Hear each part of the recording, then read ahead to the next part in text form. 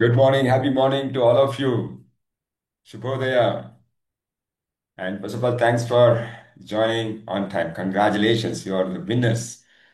You are the achievers. Oh, Shubhodaya. Thank you so much. Thank you so much. Thank you so much. Then what do you do? ನಮ್ಮ ಮೊದಲನೇ ritual ಮಸ್ತಿಕ ಪ್ರಾಣಾಯಾಮ ಮೂರು set ready steady 1 2 3 ಗೋ.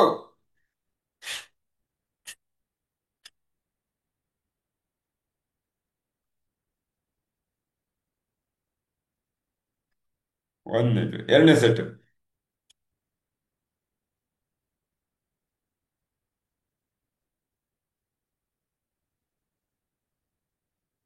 ಎರಡನೇದು ಮೂರನೇ set.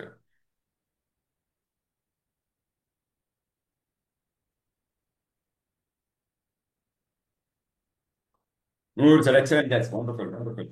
ನಾವು ನಮ್ಮ testosterone ಹಾರ್ಮೋನ್ಗಳ level ಹೆಚ್ಚು ಮಾಡ್ಕೊಂಡಿದ್ದೀವಿ. ಅದರಿಂದ ನಮ್ಮ ಎನರ್ಜಿ ಫೋಕಸ್ಸು ಮತ್ತೆ ಆತ್ಮವಿಶ್ವಾಸ ಹೆಚ್ಚಾಗಿದೆ. Okay, fine. ದನ್ ನಾವು ಎರಡನೇ ಒಂದು ರಿಚುವಲ್ ಏನು? ಘೋಷಣೆ. ನಮ್ಮ ಘೋಷಣೆ.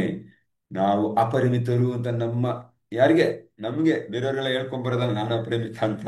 ನನ್ನ ಸಾಮರ್ಥ್ಯ ಇದೆ. No way. ನಾವು ನಮ್ಗೆ ಹೇಳ್ಕೊತಾ ಇದ್ದೀವಿ. We are telling to ourselves very clearly that ನಾನು ಅಪರಿಮಿತ, ನನ್ನಲ್ಲಿ ಸಾಮರ್ಥ್ಯ ಇದೆ. ಎಸ್ ಅನ್ನ ಮೂರು ಚಪ್ಪಾಳೆ, ಒಂದು ಘೋಷಣೆ. ಚಪ್ಪಾಳೆ ಅಂದ್ರೆ ಆಕ್ಯುಪೇಷನ್. Ready steady 1 2 3 go. ನಾನು ಅಪರಿಮಿತ. ನಾನು ಅಪರಿಮಿತ. ನಾನು ಅಪರಿಮಿತ. ಎಸ್, ನಾನು ಅಪರಿಮಿತ. ನನ್ನಲ್ಲಿರುವ ಅಪರಿಮಿತವಾದಂತಹ ಸಾಮರ್ಥ್ಯನ ಹೆಕ್ಕಿ ತೆಗೆದು ನನ್ನ ಜೀವನದ ನನಗೆ ಬೇಕಾಗಿರುವ ಕ್ಷೇತ್ರಗಳಲ್ಲಿ ಸಾಧನೆಯನ್ನ ಮಾಡಕ್ ಹೊರಟಿದ್ದೀನಿ. ಇಷ್ಟನ್ನ ಸಾಧಿಸ್ತಾ ಇದ್ದೀನಿ. Congratulations. Well done, well done, well done, well done. Excellent, excellent. Hope you people are doing this. ಇದು ನ್ಯೂರೋ ಸೈನ್ಸ್ ಪ್ರಕಾರ ಅಫರ್ಮ್ ಅಫರ್ಮ್ ಮಾಡೋದಂದ್ರೇನು? ದೃಢೀಕರಣ ಮಾಡೋದು. ಅದರಲ್ಲೂ ಪಾಸಿಟಿವ್ ಅಫರ್ಮೇಷನ್ಸ್, ಸಕಾರಾತ್ಮಕ ದೃಢೀಕರಣ ಮಾಡೋದು ನಮ್ಮ ಬ್ರೈನ್ ಅಲ್ಲಿ ನ್ಯೂರೋನ್ಸ್ ನ್ಯೂರೋನ್ಸ್ ಹೊಸ ನ್ಯೂರೋನ್ಸ್ಗಳನ್ನು ಸೃಷ್ಟಿ ಮಾಡುತ್ತೆ. ನಮ್ಮ ಬಗ್ಗೆ ನ್ಯೂರೋನ್ಸ್ಗಳನ್ನ ಸೃಷ್ಟಿ ಮಾಡಿದಾಗ ನರಕೋಶಗಳು ಅದನ್ನ ಸೃಷ್ಟಿಯಾಗುತ್ತೆ. ಆ ನರಕೋಶಗಳು ನರವ್ಯೂಹಗಳನ್ನ, ನ್ಯೂರಲ್ ಪಾತ್ವೇಸ್ ನ ಕ್ರಿಯೇಟ್ ಮಾಡುತ್ತೆ. ಆ ನ್ಯೂರಲ್ ಪಾತ್ವೇಸ್ ಕ್ರಿಯೇಟ್ ಆದಾಗಲೇ ನಾವು ಡಿಫ್ರೆಂಟ್ ಆಗಿ ಕೆಲಸ ಮಾಡೋದು. ತಿಳ್ಕೊಳ್ಳಿ ಸ್ನೇಹಿತರೆ, ಇದೆಲ್ಲ ಸೂಕ್ಷ್ಮ ವಿಚಾರಗಳು. ಸಣ್ಣ ಸಣ್ಣದಿರ್ಬೋದು. ನಮ್ಮ ಬಗ್ಗೆ ನಾವು ಒಳ್ಳೆಯ ಅಭಿಪ್ರಾಯಗಳನ್ನ, ಒಳ್ಳೆಯ ಮಾತುಗಳನ್ನ, ನಾವು ನಮ್ಮಲ್ಲಿರೋ ಒಳ್ಳೆಯ ಅಂಶಗಳನ್ನ ಗುರುತಿಸ್ಬೇಕು. ಪ್ರತಿದಿನ ಯಾವಾಗ ನಾವು ಏನ್ ಮಾಡ್ತಾ ಇದೀವಿ ಇವತ್ತಿನವರೆಗೂ, ನಮ್ಮಲ್ಲಿರೋ ಒಳ್ಳೆಯ ಅಂಶಗಳನ್ನ ಗುರುತಿಸ್ದೆ ನಮ್ಮನ್ನ ನಾವು ಬೈಕೊಂತ ಇದ್ದೀವಿ ಅಲ್ವಾ? ನಮ್ಮನ್ನ ನಾವು ಹೇಳಿಸ್ಕೊಂತ ಇದ್ದೀವಿ. ನಮ್ಮನ್ನ ನಾವು ಯಾವುದೇ ಒಂದು ಆ, ಒಳ್ಳೆ ಅಭಿಪ್ರಾಯ ಇಟ್ಕೊಳ್ಳದೆ ನಮ್ಮನ್ನ ನಾವು ತುಂಬಾ ಶಿಕ್ಷೆ ಕೊಟ್ಕೋತಾ ಇದೀವಿ. ಅದರಿಂದ ಈಚೆ ಬರ್ಬೇಕಾದ್ರೆ ಆ ಎಮೋಷನ್ಸ್, ನೆಗೆಟಿವ್ ಎಮೋಷನ್ಸ್, ನಮ್ಮ ಬಗ್ಗೆ ನಾವು ಪಾಸಿಟಿವ್ ಆಗಿ ಯೋಚನೆ ಮಾಡ್ಬೇಕು. ಅವಾಗಲೇ ನಾವು ವಿಶ್ವಾಸ ಹೆಚ್ಚಾಗೋದು, ಧೈರ್ಯ ಬರೋದು, ಮತ್ತೆ ಆಕ್ಷನ್ ತಗೊಳ್ಳೋದು. ಸರ್ ನಾವು so positive affirmations are very very important ಸ್ನೇಹಿತರೆ. ಓಕೆ, ಸೊ ಏನು ಇವತ್ತಿನ ಜ್ಞಾನ? ಯಾವ ಒಂದು ತಂತ್ರವನ್ನು ಕಲಿಯಕ್ಕೆ ಹೋಗ್ತಾ ಇದ್ದೀವಿ? ನಾವೀಗ ಆಲ್ರೆಡಿ ಯಾವ ತಂತ್ರಗಳನ್ನ ಕಲಿತಾ ಇದೀವಿ, ಯಾವ ಸೀಕ್ವೆನ್ಸ್ ಅಲ್ಲಿ ಇದೀವಿ ಅಂತ ಹೇಳಿದ್ರೆ, we learn other day create successful relationship ಅಲ್ವಾ? ಆ ಒಂದು ಅಂಶವನ್ನ ಕಲಿಯಕ್ಕೆ ಹೋಗ್ತಾ ಇದ್ದೀವಿ. ಅದರೊಳಗೆ ಸಬ್ ಟಾಪಿಕ್ಸ್ ಇವೆಲ್ಲ. ನನ್ನ ಒಂದು ಸಂಬಂಧವನ್ನ ಯಶಸ್ವಿ ಸಂಬಂಧವನ್ನಾಗಿ ಪರಿವರ್ತನೆ ಮಾಡಬೇಕು ಅಂದ್ರೆ ಏನೇನ್ ಮಾಡ್ಬೇಕು ಅಂತ ಕಲಿತಾ ಇದೀವಿ. ಸೊ ಫಸ್ಟ್ ಏನ್ ಕೇಳಿದ್ವಿ? 48ನೇ ದಿನ, ಇದರ ಒಂದು ಮೊದಲನೇ ಭಾಗ. ಬಿ ಹಿಯರ್ ನಾವು, ಈಗಲೇ ಕೇಳಿ ಅಲ್ವಾ? ಅದನ್ನು ಕೇಳಿದ್ವಿ, ಅದನ್ನ ಕಲ್ತ್ಕೊಂಡ್ವಿ, ಆ ತಂತ್ರಗಳನ್ನ ಅಳವಡಿಸ್ಕೊಂಡ್ವಿ. ಮತ್ತೆ ಹೋಪ್ ಯು ಗೈಸ್ ನೀವು ಅದನ್ನ ಅಡಾಪ್ಟ್ ಮಾಡ್ಕೊಂಡಿದ್ದೀರಾ, ಅಳವಡಿಸ್ಕೊಂಡಿದ್ದೀರಾ. ನಾವು ಮಾತಾಡುವಾಗ 40% ಕಡಿಮೆ ಮಾಡಬೇಕು. ಅದನ್ನ ಮಾಡಿದ್ದೀರಾ ಮತ್ತು ಅದರಿಂದ ಲಾಭಗಳನ್ನ ಪಡಿತಾ ಇದ್ದೀರಾ ಅಂತ ನನಗೆ ಯಾವುದೇ ಸಂದೇಹ ಇಲ್ಲ. Excellent, keep going. ಬೇರೆಯವ್ರಿಗೆ ಹೆಚ್ಚು ಮಾತಾಡೋಕೆ ಅವಕಾಶ ಕೊಡಿ. ಒಳ್ಳೆ ಕೇಳುಗರಾಗಿ ನಿಮ್ಮ ಜೀವನದ ಎಲ್ಲಾ ಸಮಸ್ಯೆಗಳು ಹಾಗೆ ಬಗೆಹರಿತಾ ಹೋಗುತ್ತೆ. ಅದರಲ್ಲೂ ಹೆಚ್ಚಿನ ಮಟ್ಟದ ಸಂಬಂಧದ ಸಮಸ್ಯೆ. ಓಕೆ, ಅದರ ಮುಂದುವರಿದ ಭಾಗ ಮತ್ತು 49ನೇ ಯಶಸ್ಸಿನ ಸೂತ್ರ ಯಾವುದು? Have a heart attack. No heart attack, heart attack. ಹೃದಯದಿಂದ ಮಾತಾಡಿ, ಮಾತಾಡುವಾಗ ಹೃದಯದಿಂದ ಮಾತಾಡಿ. ಆ ರೀತಿ ಮಾತಾಡಿದಾಗ ನಾನು ಮನಸ್ಫೂರ್ತಿ ಮನಸ್ಸಾರೆ ನನ್ನ ಭಾವನೆಗಳನ್ನು ವ್ಯಕ್ತಪಡಿಸಿದಾಗ ನನ್ನಲ್ಲಿರುವ ಏನು ಅಭಿಪ್ರಾಯಗಳನ್ನ ತುಂಬಾ ಮುಕ್ತವಾಗಿ ಪ್ರಾಮಾಣಿಕವಾಗಿ ನಾನು ಹೊರಗಡೆ ಹಾಕಿದಾಗ ಅದರಿಂದ ಏನ್ ಲಾಭಗಳಾಗತ್ತೆ ಅನ್ನೋದನ್ನ ನಾವು ಇವತ್ತು ಕಲಿತೀವಿ. ಮತ್ತು ಅದು ಒಂದು ತಂತ್ರ ಸ್ನೇಹಿತರೆ, ನಮ್ಮ ಸಂಬಂಧನ ಗಟ್ಟಿಪಡಿಸ್ಕೊಳ್ಳಕ್ಕೆ. Okay, hope my screen is visible to all of you. Yeah, ಸ್ವಲ್ಪ ದೊಡ್ಡದು ಮಾಡ್ಲಾ? Can somebody confirm quickly? Yeah, screen ಕಾಣ್ತಾ ಇದೆನಾ? ಓಕೆ, ಫೈನ್, ಕಾಣಿಸ್ತಿದೆ ಅಂತ ಭಾವಿಸ್ತೀನಿ. Okay, yeah, in interest of time.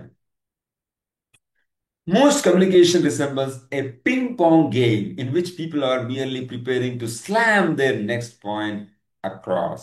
But pausing to understand differing points of view and associated feelings can turn apparent opponents into true members of the same team ಅಂತ ಹೇಳ್ತಾರೆ. ಕಿಫ್ ಡಾರ್ಫಿ, creator of the heart talk process ನ, ಏನು ಯಾರು ಇದನ್ನ create ಮಾಡಿದ್ದಾರೆ, ನಾವು ಏನ್ ಮಾತಾಡ್ತಾ ಇದ್ದೀವಿ ಆ ಪ್ರೋಸೆಸ್ ನ ಕ್ರಿಯೇಟ್ ಮಾಡಿದಂಥವ್ರು ಹೇಳ್ತಿದ್ದಾರೆ, ನಮ್ಮ ಕಮ್ಯುನಿಕೇಶನ್, ನಮ್ಮ ಸಂವಹನ, ನಮ್ಮ ಮಾತುಕತೆ ಯಾವಾಗ್ಲೂ ಯಾವ ರೀತಿ ಇರುತ್ತೆ? ಪಿಂಗ್ ಪಾಂಗ್, ಟೇಬಲ್ ಟೆನ್ನಿಸ್ ಆಡ್ತಾರಲ್ಲ, ನಾನು ಹೊಡೆದ್ರೆ ಆ ಕಡೆಯಿಂದನೇ ಹೊಡಿತಾರೆ. ಅರ್ಥ ಆಗ್ತಿಲ್ಲ? ನಾನು ಈ ಕಡೆಯಿಂದ ಬಾಲ್ನ ಹೊಡೆದ್ರೆ ಅವ್ರೇನ್ ಮಾಡ್ತಾರೆ? ಹೊಡಿಲೇಬೇಕು ವಾಪಸ್. ಆ ಗೇಮ್ ತರ ಆಡ್ತಾ ಇದೀವಿ. ಅದಕ್ಕೆ ಹೋಲಿಕೆ ಆಗ್ತಾ ಇದೆ ನಮ್ಮ ಮಾತುಗಳು. ನಾನು ಒಂದು ಪಾಯಿಂಟ್ ಹಾಕಿದ್ರೆ ಅವ್ರೊಂದು ಪಾಯಿಂಟ್ ಹಾಕ್ತಾರೆ, ಅಥವಾ ಅವ್ರೊಂದು ಪಾಯಿಂಟ್ ನನಗೆ ಹಾಕಿದ್ರೆ ನಾನು ಒಂದು ಪಾಯಿಂಟ್ ಹಾಕ್ಲೇಬೇಕು. ಯಾಕಂದ್ರೆ ನಂದು ಸರಿ, ನನ್ನ ದೃಷ್ಟಿಕೋನ ಸರಿ ಅಂತ ನಾನು ಹೇಳಲೇಬೇಕು. ಇಲ್ಲ ನಾನು ಅವರು ಹೇಳಿದ್ ಸರಿ ಅಂತ ಹೇಳ್ಬಿಟ್ಟು ಅವ್ರು ಹಾಗೆ ನಡ್ಕೊಳಕ್ ಶುರು ಆದ್ರೆ ನನಗ್ ತೊಂದರೆ ಆಗತ್ತೆ ಅಲ್ವಾ? ಅಂತ ಭಾವನೆ ಬಂದ್ಬಿಡುತ್ತೆ ಇಮ್ಮಿಡಿಯೇಟ್ ಆಗಿ ಯಾರಾದ್ರೂ ಒಂದು ವಿಚಾರನ ಹೇಳುವಾಗ. ನಾನು ತಕ್ಷಣ ಪ್ರತಿಕ್ರಿಯೆನೆ ಕೊಡ್ತೀನಿ, ತಕ್ಷಣ ನನ್ನ ಒಂದು ಅಭಿಪ್ರಾಯನ ಅನಿಸಿಕೆನ ಹೇಳ್ಬಿಡ್ತೀನಿ. ಸರ್ ನಾವು, ಅಥವಾ ಅವ್ರು ಯಾವ ಟೊನಾಲಿಟಿಲಿ ಹೇಳಿದ್ರು ಅಂದ್ರೆ ಮೀನಿಂಗ್, ಎಷ್ಟು ಜೋರಾಗಿ ಸ್ಮ್ಯಾಶ್ ಮಾಡಿದ್ರು ನಾನು ಸ್ಮ್ಯಾಶ್ ಮಾಡ್ತೀನಿ. ಕೆಲವೊಮ್ಮೆ ಡಿಫೆನ್ಸ್ ಮಾಡಿದ್ರು ಅವ್ರು ಕೋಪದಿಂದ ಹೇಳಿದ್ರೆ ನಾನು ಕೂಡ ಅಷ್ಟೇ ಕೋಪದಿಂದ ಹೇಳ್ತೇನೆ ಅಲ್ವಾ? ಸೊ ಈ ಪಿಂಗ್ ಪಾಂಗ್ ಗೇಮ್ ಅಥವಾ ಟೇಬಲ್ ಟೆನ್ನಿಸ್ ಗೇಮ್ಗೆ ಇದನ್ನ ಹೋಲಿಸಿದ್ದಾರೆ. ಎಷ್ಟು ಚೆನ್ನಾಗಿದೆ ಅಲ್ವಾ? ಸೊ ಮತ್ತೇನಾಗಿದೆ? ಬಟ್ ಸ್ವಲ್ಪ ಅರ್ಥ ಮಾಡ್ಕೊಂಡ್ರೆ ಇದರಲ್ಲೇನು, ನಾನು ಗೆಲ್ಬೇಕು ಅಂತ ಇರುತ್ತೆ ಈ ಭಾವ ಅಲ್ವಾ? ಇದೊಂದು ಗೇಮ್ ಕಾಂಪಿಟೇಷನ್ ತರ. ಒಂದು ನಮ್ದು ಅಸಹಾಯಕ ಪರಿಸ್ಥಿತಿ ಇರ್ಬೋದು, ಅಭದ್ರತಾ ಮನೋಭಾವ ಇರ್ಬೋದು, ಇನ್ಫಿಯಾರಿಟಿ ಕಾಂಪ್ಲೆಕ್ಸ್ ಇರ್ಬೋದು, ಇನ್ಸೆಕ್ಯೂರಿಟಿ ಇರ್ಬೋದು ಅಲ್ವಾ? ನಾವು ಎಲ್ಲಿ ಅವ್ರನ್ನ ಗೆಲ್ಲೋದ್ ಬಿಟ್ರೆ, ಅಥವಾ ಅವ್ರು ಹೇಳಿದನ್ನ ನಾನು ಒಪ್ಕೊಂಡ್ಬಿಟ್ರೆ ಅವ್ರನ್ನ ಮುಂದೆನೂ ಕಂಟಿನ್ಯೂ ಮಾಡ್ತಾರೆ, ಅದು ನನಗೆ ನಷ್ಟ ಆಗತ್ತೆ ಅಂತ ಯೋಚನೆ ಮಾಡ್ತಾ ಇರ್ತೀವಿ. ಆದ್ರೆ ಸ್ನೇಹಿತರೆ, ಅದನ್ನು ಯಾವ ರೀತಿ ಹಿಂದಿರುಗಿಸ್ಬೋದು ಸ- ತುಂಬಾ ಪರಿಣಾಮಕಾರಿಯಾಗಿ, ಅದು ಒಂದು ಕಲೆ. ಹೇಳ್ದೆ ಸುಮ್ಮನೆ ಇರೋದಲ್ಲ, ಮಾತಾಡದೇ ಇರೋದಲ್ಲ, ಮಾತಾಡುವಾಗ ಹಿಂದಿರುಗಿಸುವಾಗ ಹೆಂಗೆ ಸ್ಪಿನ್ ಮಾಡ್ತೀನಿ ನಾನು. ಸ್ಪಿನ್ ಮಾಡಿದಾಗ ಆತನಿಗೆ ಹೊಡಿಯಕ್ಕಾಗಿ ತಪ್ಪಿಸ್ಕೊಳುತ್ತೆ, ಬಟ್ ಹೊಡಿತೀನಿ ಸ್ಟಿಲ್ ಬಾಲ್ನ. ಅದೇ ಅಷ್ಟೇ ಫೋರ್ಸ್ ಆಗಿ ಹೊಡಿಬೇಕಂತ ಏನಿಲ್ಲ, ವಿನ್ ಆಗ್ಬೇಕಾದವರು ಟೆಕ್ನಿಕಲ್ ಆಗಿ ಅವರು ವೆರಿ ವೆರಿ ವೆರಿ ಸೌಂಡ್ ಅಲ್ವಾ? ನೀವು ನೋಡಿರ್ತೀರ ಆ ಗೇಮ್ನ. ಹಾಗಾಗಿ ಆ ಒಂದು ಕಲೆನ ನಾವು ರೂಢಿಸ್ಕೋಬೇಕಾಗತ್ತೆ. ಯಾ, ಅದಕ್ಕೆ ಅವ್ರು ಹೇಳ್ತಾರೆ, but pass and understand differing points of view. ಬೇರೆಯವರ ದೃಷ್ಟಿಕೋನದಲ್ಲಿ ಏನು ಈ ಒಂದು ಆ ಸಂಗತಿನ ಅವ್ರು ಹೇಗೆ ನೋಡ್ತಾ ಇದ್ದಾರೆ, ಅವರ ಆಂಗಲ್ ಅಲ್ಲಿ, ಅವರ ಶೂಸ್ ನಲ್ಲಿ ನಿಂತ್ಕೊಂಡು, ಅವರ ಸ್ಥಾನದಲ್ಲಿ ನಿಂತ್ಕೊಂಡು. ನಾವು ಅವತ್ತೊಂದು ದಿನ ಮಾತಾಡಿದ್ವಿ, ನನಗೆ 6 ಕಾಣಿಸ್ತಾ ಇದೆ ಗ್ರೌಂಡ್ ಅಲ್ಲಿ, 6 ಅಂತ ಬರೆದ್ರೆ 6 ಅಂತ ಕಾಣುತ್ತೆ, ಆ ವ್ಯಕ್ತಿ 9 ಕಾಣುತ್ತೆ ಅಲ್ವಾ? ಅದು ಯಾವಾಗ ನನಗೆ ಅರ್ಥ ಆಗುತ್ತೆ? ನನಗೆ ಅದು ಅರ್ಥ ಆದ್ರೆ ವಾದ ಮಾಡೋದು ನಿಲ್ಲಿಸ್ತೀನಿ. ನಂದು ಆರೆ ಆರೆ ಆರೆ ಅನ್ನೋ ಬದಲು ಯಾವಾಗ ನಾನು ಇಲ್ಲಿಂದ ನನ್ನ ಸ್ಥಾನ ಬಿಟ್ಟು ಅವನ ಸ್ಥಾನದಲ್ಲಿ ಹೋಗಿ ನಿಂತ್ಕೊಂಡು ಹಿಂಗ್ ನೋಡಿದಾಗ ನನಗೆ ಗೊತ್ತಾಗುತ್ತೆ 9. ಅರೆ ವಾ, ಇಷ್ಟು ದಿನ ಏನ್ ಮಾಡ್ತಿದ್ದೆ ನಾನು?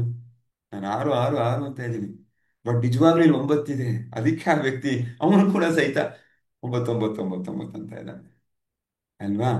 ಸೊ ಯಾವಾಗ ನಮ್ಗಾಗತ್ತೆ ಅವ್ನು 9 ಅಂದ್ಬಿಟ್ಟ, ಇಲ್ಲ ನಾನು ಆರೇ ನನ್ನ ಕಣಕ್ ಕಾಣಿಸ್ತಾ ಇರೋದು ಅನ್ನೋ ಬದಲು ಸ್ವಲ್ಪ ಪಾಸ್ ಮಾಡಿ ಬ್ರೀತ್ ತಗೊಂಡು, ಯಾಕೆ ಅವ್ನ ಆ ರೀತಿ ಹೇಳ್ತಾ ಇದ್ದಾನೆ, ಅವ್ನಿಗೆ ಯಾಕೆ 9 ಅಂತ ಕಾಣ್ತಾ ಇದೆ ನೋಡೋಣ, ಯಾಕಪ್ಪ ನಿನಗೆ 9 ಕಾಣುತ್ತೆ ಅಂದಾಗ ಅವನಿಗೆ ಹೇಳಕ್ ಬಿಟ್ಟಾಗ ಅವನು ಹೇಳ್ತಾನೆ, ಹೌದು ನೋಡಿ, ನಾನು ಇಲ್ಲಿ ಬಂದು ನಿಂತ್ಕೊಂಡು ನೋಡಿ, ಬೇಕಾದ್ರೆ ನೀವು ಬಂದು ನೋಡಿ, ನಿಮಗೆ ಕಾಣುತ್ತೆ ಅಂತ ಹೇಳ್ತಾನೆ ಅಲ್ವಾ.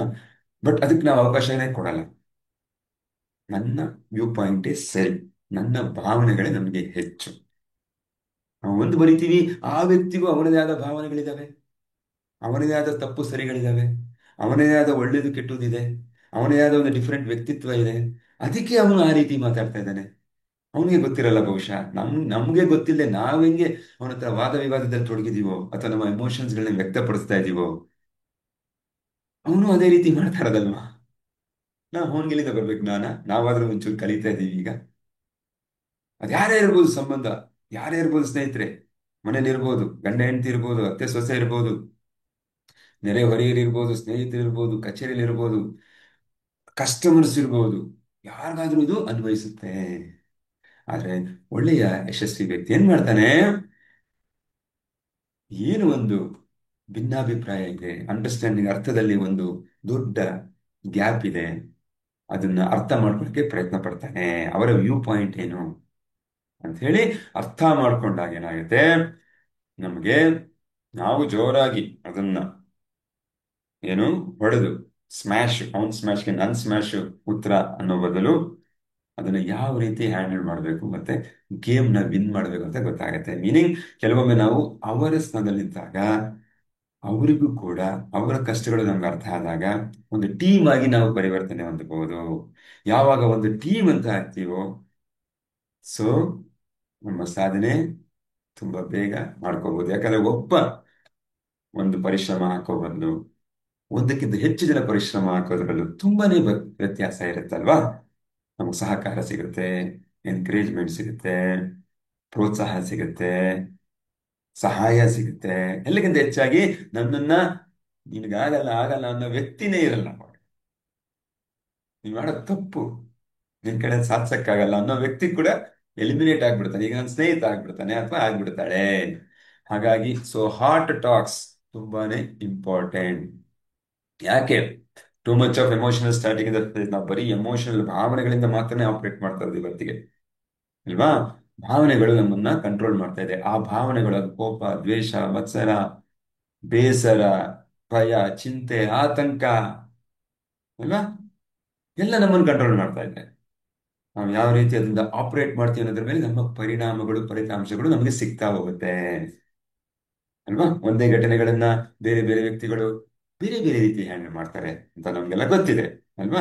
ಅದೇ ರೀತಿ ನಾವು ಯಶಸ್ವಿ ವ್ಯಕ್ತಿ ಏನು ಮಾಡ್ತಾನೆ, ಆ ಘಟನೆಯನ್ನು ಯಾವ ರೀತಿ ನೋಡ್ತಾನೆ, ಆ ತಂತ್ರಗಳೇನು, ಆ ಸ್ಟ್ರಾಟಜಿ ಏನು, ಆ ಮೆಥಡಾಲಜಿ ಏನು ಅನ್ನೋದನ್ನ ಕಲ್ತ್ಕೊಂಡು ನಾವು ಅಳವಡಿಸ್ಕೊಂಡಾಗ ಯಶಸ್ವಿ ವ್ಯಕ್ತಿಗೆ ಏನ್ ಸಿಗ್ತಾ ಹೋಗುತ್ತೆ ಅದು ನಮಗೆ ಸಿಗ್ತಾ ಹೋಗುತ್ತೆ. ಏನ್ ಸಿಗ್ತಾ ಇರುತ್ತೆ ಅದು ನಮಗೆ ಸಿಗ್ತಾ ಹೋಗುತ್ತೆ. ಆದ್ರಿಂದ ಆ ಭಾವನೆಗಳು ಇವತ್ತು ನಮಗೆ ಏನಿದೆ, ನಮಗೆ ಸೋಲನ್ನ ತಂದ್ಕೊಡ್ತಾ ಇದೆ, ನೋವನ್ನ ತಂದ್ಕೊಡ್ತಾ ಇದೆ, ಚಿಂತೆ ತಂದ್ಕೊಡ್ತಾ ಇದೆ, ಭಯ, ಆತಂಕ ತಂದ್ಕೊಳ್ಳೋ ಜೊತೆಗೆ ನಮ್ಮ ದೇಹದ ಆರೋಗ್ಯದ ಮೇಲೆ ಪರಿಣಾಮ ಬೀರ್ತಾ ಇದೆ. ನಮ್ಮ ಮಾನಸಿಕ ಆರೋಗ್ಯ ಒಂದೇ ಅಲ್ಲ, ನಮ್ಮನ್ನ ಒಂದು ಏನಂತ ಫೇಲ್ಯೂರ್ ಮೈಂಡ್ ಸೆಟ್ ನ ತಂದುಬಿಟ್ಟಿದೆ ಮನಸ್ಥಿತಿನ. ಅಥವಾ ಇನ್ನೊಂದು ಹೇಳ್ಬೋದು ಅಂತ ಹೇಳಿದ್ರೆ ಲ್ಯಾಕ್ ಮೈಂಡ್ ಸೆಟ್ ನ ಎಂತ ಅಂದ್ಬಿಟ್ಟಿದೆ. ದುಡ್ಡು ವಿಚಾರಕ್ಕೆ ಬಂದ್ರೆ ಯಾ ಅದನ್ನ ಬದಲಾಯಿಸಬೇಕು. ಹೇಗೆ? ಹೇಗೆ ನಾವು ಆ ಹಳೆ ನೀರನ್ನ ತೆಗೆದು, ಹಳೆ ನೀರಿದೆ ನಮ್ಮ ಬಿಂದಿಗೆ ಇರ್ತೀವಿ ತಂದು, ಎಲ್ಲ ನೋಡಿರ್ತೀರ ಗ್ರಹಣದಲ್ಲಿ ಇರೋ ನೀರ್ನೆಲ್ಲ ನಾವು ಆಹಾರ ಪದಾರ್ಥಗಳನ್ನ ಚೆಲ್ತೀವಲ್ವಾ, ಒಂದು ಗರಿಕೆಯನ್ನು ಹಾಕಿಡ್ತೀವಿ ಬೇರೆದಕ್ಕೆ ಮಿಕ್ಕಿದನ್ನ. ಅದೇ ರೀತಿ ನಾನು ಹೊಸ ನೀರು ಬೇಕು, ಹೊಸ ನೀರು ಕುಡಿಬೇಕು ಅಂದ್ರೆ ಹಳೆಯಲ್ಲಿರುವಂತಹ ಪಾತ್ರೆಯಲ್ಲಿರುವಂತಹ, ಆ ಗಡಿಗೆಯಲ್ಲಿರುವಂತಹ, ಆ ಕೊಳಗದಲ್ಲಿರುವಂತಹ ಅಥವಾ ಟ್ಯಾಂಕ್ ನಲ್ಲಿರುವಂತಹ ನೀರನ್ನ ಹೊರಗೆ ಚೆಲ್ಲೇಬೇಕು. ಆವಾಗ ನಾವು ಫ್ರೆಶ್ ಥಾಟ್ಸ್, ಫ್ರೆಶ್ ಐಡಿಯಾಸ್ ಅದಕ್ಕೆ ಸ್ಥಳ ಅವಕಾಶ ಆಗುವಂಥದ್ದು, ಅಲ್ವಾ. ಯಾವ ನಾವು fresh thoughts, fresh emotions, positive emotions ಅದೆಲ್ಲ ಬಂದಾಗ ಏನಾಗುತ್ತೆ, ಏನಾಗುತ್ತೆ ನಮಗೆ ಭಯ, ಚಿಂತೆ, ಆತಂಕ ಎಲ್ಲ ಓಡೋಗ್ಬಿಡುತ್ತೆ, ಓಡೋಗ್ಬಿಡುತ್ತೆ. ಅದು ಯಾವಾಗ ಮಾತ್ರ ಮಾಡಕ್ ಸಾಧ್ಯ? ಬೇರೆಯವರ ಸ್ಥಾನ ನಿಂತ್ಕೊಂಡು ಅವ್ರಿಗೇನ್ ಕಷ್ಟ ಆಗ್ತಿದೆ, ಅವ್ರಿಗೇನ್ ಕನಸಿದೆ, ಅವ್ರಿಗೇನ್ ಭಯ ಇದೆ, ಏನ್ ಆತಂಕ ಇದೆ, ಯಾಕೆ ಅವ್ರು ಹಂಗಾಡ್ತಾ ಇದ್ದಾರೆ, ಯಾಕೆ ಆಪರೇಟ್ ಮಾಡ್ತಾ ಇದ್ದಾರೆ, ಚಿಕ್ಕ ವಯಸ್ಸಲ್ಲಿ ಅವ್ರಿಗೂ ಕೂಡ ಸಹಿತ ನನಗಾಗಿ ಇರೋ ತರ ಟ್ರಾಮಾಗಳು, ಗಾಯಗಳು ಆಗಿದೆಯಾ? ತಂದೆ ತಾಯಿ ಕಡೆಯಿಂದನೂ, ಅಣ್ಣ ತಮ್ಮದ್ರ ಕಡೆಯಿಂದನೂ, ಎರೆಹೊರೆಯವ್ರ ಕಡೆಯಿಂದನೂ, ಶಾಲೆನಲ್ಲೂ ಹೊರಗಡೆ ಜನರಿಂದನೋ ಪರಿಸ್ಥಿತಿಗಳ ನಿರ್ಮಾಣ ಆಗಿ ಆ ವ್ಯಕ್ತಿತ್ವ ರೂಪ ತಗೊಂಡು ಬಿಟ್ಟಿದ್ದಾನ, ಅವನದೇನ್ ಕಷ್ಟ. ಹಂಗಂತ ಯೋಚನೆ ಮಾಡೋಕೆ ನಮಗೆ ಗೊತ್ತಾಗುತ್ತೆ ಯಾವಾಗ ನಾವು ಅವರ ಶೂಸ್ ಅಲ್ಲಿ ನಿಂತ್ಕೊಂಡಾಗ, ಅವರ ಸ್ಥಾನದಲ್ಲಿ ನಿಂತ್ಕೊಂಡಾಗ, ನೋಡಿದಾಗ. ಅವ್ರಿಗೂ ಆಸೆ ಇರುತ್ತೆ, ಅವ್ರಿಗೂ ಕನಸಿರುತ್ತೆ ಅಲ್ವಾ, ಅವ್ರಿಗೂ ನೋವಾಗುತ್ತೆ, ಅವ್ರಿಗೂ ಎಮೋಷನ್ಸ್ ಇರುತ್ತೆ. ಮತ್ತೆ ಅವ್ರ ಜೊತೆ ನಿಂತ್ಕೊಂಡು ನಾವು ಅರ್ಥ ಆದಾಗ ನಾವು ಅವ್ರು ಕೂಡ ಅದರಿಂದ ಹೊರಗಡೆ ಬರೋಕ್ಕೆ ಸಹಾಯ ಮಾಡಬಹುದು. ಯಾಕಂದ್ರೆ ಇವಾಗ ನಾವು ಒಂದು ಟೀಮ್ ಆಗಿರ್ತೀವಿ. ಸೊ ಹಾಗಾಗಿ ಈ whole topic is about heart talk ನ ಮಾಡಿ ನಮ್ಮ ಸಮಸ್ಯೆಗಳನ್ನ ಹೇಗೆ ಬಗೆಹರಿಸ್ಕೋಬಹುದು ಅಂತದ್ದು. ಸೊ ಏನು ವಾಟ್ ಇಸ್ ಹಾರ್ಟ್ ಟಾಕ್? ಹೃದಯದ ಮಾತು ಅಂದ್ರೆ ಏನು? A structured communication process with 8 agreements without condemnation, unsolicited advice, interruption of being rushed. ಏನು ಇಲ್ಲ, ಒಂದು ಸ್ಟ್ರಕ್ಚರ್ಡ್ ವೇ ಆಫ್, ಒಂದು ರಚನಾತ್ಮಕವಾದಂತಹ ಒಂದು ಸಂವಹನ, ಅದರ ಒಂದು ಪ್ರಾಸೆಸ್ ಅಂತ ಏನ್ ಕರಿತೀವಿ, ಪ್ರಕ್ರಿಯೆ. ಯಾ ಅಲ್ಲಿ 8 ಅಗ್ರಿಮೆಂಟ್ ನ ಮಾಡ್ಕೊಂತಾರೆ. ಅದೇನು ಅಂತ ನಾನು ಹೇಳ್ತೀನಿ ಮುಂದಕ್ಕೆ. ವಿತೌಟ್ ಕಂಡಮ್ನೇಷನ್, ಮಾತಾಡೋಕೆ ಮಾತಾಡಕ್ಕೆ ಅವಕಾಶ ಕೊಡಬೇಕು ಇನ್ನೊಬ್ಬ ವ್ಯಕ್ತಿಗೆ, ಅಂದ್ರೆ ನಮ್ಮ ಸಮಸ್ಯೆಗಳು ಬಂದಾಗ ಕಂಡಮ್ ಮಾಡಬಾರ್ದು. ನಿನ್ಗೆ ಅರ್ಥ ಮಾಡ್ಕೊಳ್ಳೋದೇ ಗೊತ್ತಿಲ್ಲ, ಸರಿಯಾಗಿಲ್ಲ, ನಿನಗೆ ಆ ಜ್ಞಾನನೇ ಇಲ್ಲ, ಅದಕ್ಕೆ ನಿನ್ಗೆ ಅಜ್ಞಾನದಿಂದ ಮಾತಾಡ್ಬಾರ್ದು. ಅವ್ರು ಮಾತಾಡುವಾಗ ಬೇಡದಿರ ಅಂತ ಅಡ್ವೈಸ್ ಕೊಡಕ್ ಹೋಗೋದು ನನ್ನ ದೃಷ್ಟಿಕೋನದಲ್ಲಿ. ಹಿಂಗ್ ಮಾಡ್ಬೇಕಾಗಿತ್ತು, ನೀನು ಹಿಂಗ್ ಯಾಕೆ ಮಾಡಿದೆ, ತಗೋ ಹಿಂಗ್ ಮಾಡು. ನನ್ನ ದೃಷ್ಟಿಕೋನ, ನನ್ನ ಸರಿ ತಪ್ಪು ಅಲ್ವಾ. ಆದ್ರೂ ಅದನ್ನ ನಿಲ್ಲಿಸ್ಬೇಕು. ನಮ್ಗೆ ಅನ್ಸುತ್ತೆ, ಟೆಂಪ್ಟ್ ಆಗುತ್ತೆ, ಅಯ್ಯೋ ದಡ್ಡ ಇದ್ದಾನಲ್ಲಪ್ಪ ಇವನು, ಇಷ್ಟು ಚಿಕ್ಕದನ್ನ ಅಷ್ಟು ದೊಡ್ಡದಾಗಿ ತಗೋತಾ ಇದ್ದಾನಲ್ಲ ಅಂತ ನಮ್ಗೆ ಅನ್ಸುತ್ತೆ. ಅದನ್ನ ಕಂಟ್ರೋಲ್ ಮಾಡ್ಬೇಕು. ಮತ್ತೆ ಅವ್ರು ಹೇಳ್ತಾ ಇರುವಾಗ ಇಂಟರಪ್ಟ್ ಮಾಡಬಾರ್ದು ಅಂತ ಬೇಸಿಕ್ ಪ್ರಿನ್ಸಿಪಲ್ಸ್ ನಾವು ಸೆಟ್ ಮಾಡಬೇಕು. ಎಲ್ಲೆಲ್ಲೂ ಬಳಸ್ಕೋಬಹುದು ಇದನ್ನ. When to use a heart talk ಅಂತ ಹೇಳಿದ್ರೆ, ಹೃದಯದ ಮಾತುಕತೆ ಹೇಳಿರ್ತಾರ. ಬರೀ ಮಾತುಕತೆ ಅಲ್ಲ, ಹೃದಯದಿಂದ ಬರುವಂತ ಮಾತುಕತೆ. ಯೋಚನೆ ಮಾಡಿ ಅಲ್ವಾ, ಬ್ರೈನ್ ಯೋಚನೆ ಮಾಡುತ್ತೆ, reasoning, logical decision making. But heart ಅದು ಮಾಡಲ್ಲ. ಹಾರ್ಟ್ ಭಾವನೆಗಳ ಜೊತೆಗೆ ನಿಮಗೆ ಹೇಳುತ್ತೆ, ಇಂಟ್ಯೂಷನ್ ಕೊಡುತ್ತೆ, ಈ ತರ ಮಾಡು, ಮಾಡಬೇಡ, ಯಾ ಅನುಕಂಪನ ತೋರಿಸು, ಕರುಣೆ ತೋರಿಸು. ಕೆಲವೊಮ್ಮೆ ಇದಕ್ಕೂ ಸಂಘರ್ಷ ಇರುತ್ತಲ್ವಾ, ನಮ್ಗೆ ಎಷ್ಟೊಂದು ನಿರ್ಧಾರಗಳನ್ನು ತಗೊಳ್ಳುವಾಗ. ಹಾರ್ಟ್ ಒಂದು ಹೇಳ್ತಾ ಇರುತ್ತೆ ನಮಗೆ ಅಲ್ವಾ, ಬಟ್ ಲಾಜಿಕಲ್ ಬ್ರೈನ್ ಅಂತಂದು ಹೇಳ್ತಾ ಇರುತ್ತೆ. ಹಾಗಾಗಿ ನಾವು ಹೃದಯವನ್ನ ಬಳಸ್ಕೋಬೇಕು. ತಲೆಯನ್ನ ಬಳಸ್ಕೊಂಡೇನಾಗುತ್ತೆ, ಹಿಂದೆ ಆಗಿರೋ ಅನುಭವಗಳ ಪ್ರಕಾರ ಅದನ್ನ ನಾವು ಆಧಾರವಾಗಿ ಇಟ್ಕೊಂಡು ಅವ್ರು ಏನ್ ಮಾಡ್ತಾ ಇದಾರೆ, ಏನ್ ಹೇಳ್ತಾ ಇದ್ದಾರೆ, ಅದನ್ನ ನಾವು ಗೇಜ್ ಮಾಡ್ತೀವಿ, ಮಾಪನ ಮಾಡ್ತೀವಿ, ಜಡ್ಜ್ಮೆಂಟಲ್ ಆಗ್ಬಿಡ್ತೀವಿ. ಅದರಿಂದ ಒಂದು ಕಾರಣಗಳನ್ನ ಹುಡುಕ್ತಾ ಹೋಗ್ತೀವಿ ಆ ಮಾತುಗಳ ಹಿಂದೆ. ವ್ಯಂಗ್ಯನೋ, ಕುಹಕನೋ, ಮತ್ತೆ ಕುತಂತ್ರನೋ ಎಲ್ಲ ಕಾಣಕ್ ಶುರು ಆಗುತ್ತೆ. ಯಾವಾಗ ನಮ್ಮ ಲಾಜಿಕಲ್ ಬ್ರೈನ್ ನ ಯೂಸ್ ಮಾಡಬೇಕು, ಹಾರ್ಟ್ ಅನ್ನ ಯೂಸ್ ಮಾಡ್ಬೇಕು. ಅನುಕಂಪ ಇಟ್ಕೊತೀವಿ, ಎಂಪತಿ ಇಟ್ಕೊತೀವಿ. ಅವ್ರಿಗೂ ನನ್ನದೇ ಆದಂತಹ ಎಮೋಷನ್ಸ್ ಇದೆ ಅಂತ ಅನ್ಸಕ್ ಶುರು ಆಗುತ್ತೆ ಅಲ್ವಾ. ಆದ್ರಿಂದ ಯಾವ ಮಾಡ್ಬೋದು. ನೀವೇನಾದ್ರು ಆಫೀಸಲ್ಲಿ ಆಗಿದ್ರೆ ಸ್ಟಾಫ್ ಮೀಟಿಂಗ್ ಅಲ್ಲಿ ಇದನ್ನ ಬಳಸ್ಬೋದು. ಬಿಸ್ನೆಸ್ ಮೀಟಿಂಗ್ ಇದೆ, ಬಿಸ್ನೆಸ್ ಮೀಟಿಂಗ್ ಅಲ್ಲಿ ಮುಂಚೆ ಇದನ್ನ ಮಾಡಬಹುದು. 2 ಗ್ರೂಪ್ಗಳು, ಬೇರೆ ಬೇರೆ ಡಿಪಾರ್ಟ್ಮೆಂಟ್ ಅವ್ರು ಬಂದು ಕೂತ್ಕೋತಾರೆ. ಅಲ್ಲಿ ಬಂದು ಜಗಳನೇ, ಬರೀ ಸೇಲ್ಸ್ ಅವನು ಫೈನಾನ್ಸ್ ಅವನು ಕಸ್ಟಮರ್ ಕೇರ್ಗೆ ಇರ್ತೀರ, ಬರೀ ಜಗಳ ಆಡ್ತಾ ಇರ್ತಾರೆ ಬಿಸ್ನೆಸ್ ಅಲ್ಲಿ ಮೀಟಿಂಗ್ ಅಂತ ಬಂದ್ಮೇಲೆ. ಅಲ್ಲಿ ಈ ಒಂದು ತಂತ್ರಗಳನ್ನ ಅಳವಡಿಸಿದ್ರೆ ಅಲ್ಲಿ ಪರಿಹಾರ ಆಗತ್ತೆ ಸಮಸ್ಯೆ. ಬೇರೆಯವ್ರ ಕಷ್ಟ ಏನು ಅಲ್ವಾ. ನಾನು ಆಪರೇಷನ್ಸ್ ದುಡ್ಡು ಕೊಡ್ತಾ ಇಲ್ಲ, ಫೈನಾನ್ಸ್ ರಿಲೀಸ್ ಮಾಡ್ತಾ ಇಲ್ಲ ಫಂಡ್ ಅಂತ ಅವನು ಒದ್ದಾಡ್ತಾ ಇರ್ತಾನೆ. ನೀನು ಆಪರೇಷನ್ಸ್ ದುಡ್ಡು ಕೊಟ್ಟಿಲ್ಲ ಅಂದ್ರೆ ನಾನೇನೋ ಇನ್ಫ್ರಾಸ್ಟ್ರಕ್ಚರ್ ಮಾಡೋಕ್ಕಾಗಲ್ಲ, ಬಿಲ್ಡ್ ಮಾಡೋಕ್ಕಾಗಲ್ಲ. ಆ ಇನ್ಫ್ರಾಸ್ಟ್ರಕ್ಚರ್ ಮಾಡಲಿಲ್ಲ ಅಂತ ಹೇಳಿದ್ರೆ ನಾ ಕಸ್ಟಮರ್ಗೆ ಒಳ್ಳೆ ಎಕ್ಸ್ಪೀರಿಯನ್ಸ್ ಕೊಡ್ಲಿಕ್ಕೆ ಬರಲ್ಲ ನನಗೆ. ಅವನು ಮೊದಲಾಡ್ತಾ ಇರ್ತಾನೆ. ನಾನು ಫೈನಾನ್ಸ್ ಮ್ಯಾನೇಜ್ ಮಾಡಬೇಕು, ದುಡ್ಡು ಬರ್ತಾ ಇಲ್ಲ. ಈ ಸೇಲ್ಸ್ ಅವ್ರು ನನಗೆ ಸೇಲ್ ಮಾಡಿದ್ದಾರೆ, ಅವರು ಅವರಿಂದ ಕಸ್ಟಮರ್ಸ್ ಇಂದ ದುಡ್ಡು ವಾಪಸ್ ಅವರು ತರ್ತಾ ಇಲ್ಲ. ಕ್ರೆಡಿಟ್ ಪೀರಿಯಡ್ ಕೊಟ್ಟಿದ್ದೀವಿ, ಆ ಕ್ರೆಡಿಟ್ ಪೀರಿಯಡ್ ಕ್ರಾಸ್ ಆಗಿದೆ, ಓವರ್ ಡ್ಯೂ ಆಗ್ತಾ ಇದೆ. ಬಟ್ ಸೇಲ್ಸ್ ಅವರು ತರಬೇಕು ಅಂತ ದುಡ್ಡಿಲ್ಲ ಅಂತ. ಸೇಲ್ಸ್ ಅವರು ನಾನು ಒಳ್ಳೆ ಪ್ರಾಡಕ್ಟ್ ಕೊಡಬೇಕು, ಕಸ್ಟಮರ್ ಮನಸ್ಸನ್ನ ಗೆಲ್ಲಬೇಕು, ಅವಾಗಲೇ ಅವ್ರು ಖುಷಿಯಾಗಿ ಅಡ್ವಾನ್ಸ್ ಸಹಿತ ಕೊಡ್ತಾರೆ. ಬಟ್ ನೀವು ಫಸ್ಟ್ ಪ್ರಾಡಕ್ಟ್ ಕೊಡಿ ಅಂತ. ಪ್ರೊಡಕ್ಷನ್ ಅವನು ಪ್ರಾಡಕ್ಟ್ ನಾನು ಮಾಡೋದಕ್ಕೆ ನನಗೆ ಇನ್ಫ್ರಾಸ್ಟ್ರಕ್ಚರ್ ಬೇಕು, ರಿಸೋರ್ಸಸ್ ಬೇಕು, ಯಾ ಸಂಪನ್ಮೂಲಗಳು ಬೇಕು, ಇದು ಬೇಕು ಅದು ಬೇಕು ಅಂತ ಹೇಳ್ತಾರೆ. ಸೊ ಇದೆಲ್ಲ ಒಂದು ಸೈಕಲ್ ತರ. ಒಬ್ಬರು ಇನ್ನೊಬ್ಬರ ಮೇಲೆ ಗೂಬೆ ಕುಡಿಸ್ಕೊಂಡು ಆ ಮೀಟಿಂಗೇ ಮುಗಿಸ್ಬಿಡ್ತಾರೆ. ನಾವು ಇದನ್ನ ಎಷ್ಟು ಕಂಪನಿಗಳಲ್ಲಿ ನಾವು ನೋಡಿದೀವಿ. ಮನೇಲಿ ಸಹಿತ ಅಷ್ಟೇನೆ, ನೀನ್ ಇದು ಮಾಡಿದ್ರೇನೆ ನಾನು ಇದು ಮಾಡೋದು ಅಂತೀನಿ. ನಾನು ಮಾಡ್ತೀನಿ, ಆಮೇಲೆ ನೀನ್ ಮಾಡೋದಲ್ಲ. ನೀನ್ ಮಾಡು, ನೀನೊಂದು ಅರ್ಥ ಮಾಡ್ಕೊ. ನೀನ್ ನನ್ನ ಫಸ್ಟ್ ಅರ್ಥ ಮಾಡ್ಕೋ, ಆಮೇಲೆ ನಾನು ಅರ್ಥ ಮಾಡ್ಕೊ. ಅಲ್ವಾ? ಆಗತ್ತಲ್ಲ ಸ್ನೇಹಿತರೆ? ಯಾಕಂದ್ರೆ ನಾವು ಬಲವಾನ್ ನಂಬ್ತೀವಿ, ನಮ್ದೇ ಸರಿ, ನಮ್ದೇ ಸರಿ, ನಾವ್ ಹೇಳೋದೇ ಸರಿ, ನಮ್ಗಿರೋ ಜ್ಞಾನನೇ ಸರಿ, ಅತ್ಯುತ್ತಮ. ಅಲ್ವಾ? ಹಾಗಾಗಿ ಅಲ್ಲಿ ಮಾಡ್ಬೇಕು. ಆಮೇಲೆ emotionally stimulant event like A merger. ಎಲ್ಲರೂ ಒಂದು ಕಂಪನಿಗಳು ಮರ್ಜ್ ಆಗ್ತಾ ಇರುತ್ತೆ, ಇದು ಎಕ್ಸಾಂಪಲ್, ಎಲ್ಲದಕ್ಕೂ ಅಳವಡಿಸ್ಕೊಳ್ಳಿ. ಕಂಪನಿಗಳು ಸೇರ್ತಾ ಇರುವಾಗ ಏನಾಗ್ಬಿಡುತ್ತೆ, ಸಾಮಾನ್ಯವಾಗಿ ಲೇ ಆಫ್ಸ್ಗಳಾಗತ್ತೆ ಅಲ್ವಾ? ರಿಸೋರ್ಸಸ್ ಎಲ್ಲ ಕಮ್ಮಿ ಮಾಡ್ತಾರೆ, ಕಾಸ್ಟ್ ಕಮ್ಮಿ ಮಾಡ್ತಾರೆ. ಯಾಕಂದ್ರೆ ಎರಡೂ ಕೆಲಸ, ಇಲ್ಲೊಂದು ಕೆಲಸ, ಒಂದೇ ಕೆಲಸ ಇಂಪ್ರೂವ್ ಮಾಡ್ತಾ ಇರ್ತಾರೆ, ಅದನ್ನ ಒಬ್ಬರೇ ಒಂದೇ ಕೆಲಸ ಇರೋದ್ರಿಂದ ಒಬ್ಬನ್ ತೆಗಿತಾರೆ, ಇವಾಗೆಲ್ಲ ನೋವಾಗುತ್ತೆ. ಅವಾಗ ಕೂಡ ಗುಂಪು ಗುಂಪಾಗಿ ಜನರನ್ನ ತೆಗಿತಾರೆ. ಲೇ ಆಫ್ಸ್ ನೀವು ಕೇಳೇ ಕೇಳಿರ್ತೀರ, ಆ ಸಂದರ್ಭದಲ್ಲೂ ಕೂಡ ಅದನ್ನ ಹೇಳ್ಬೋದು, ಅಥವಾ ಯಾರು ಸತ್ತಾಗಿದ್ದನ್ನು ಮಾಡ್ಬೋದು.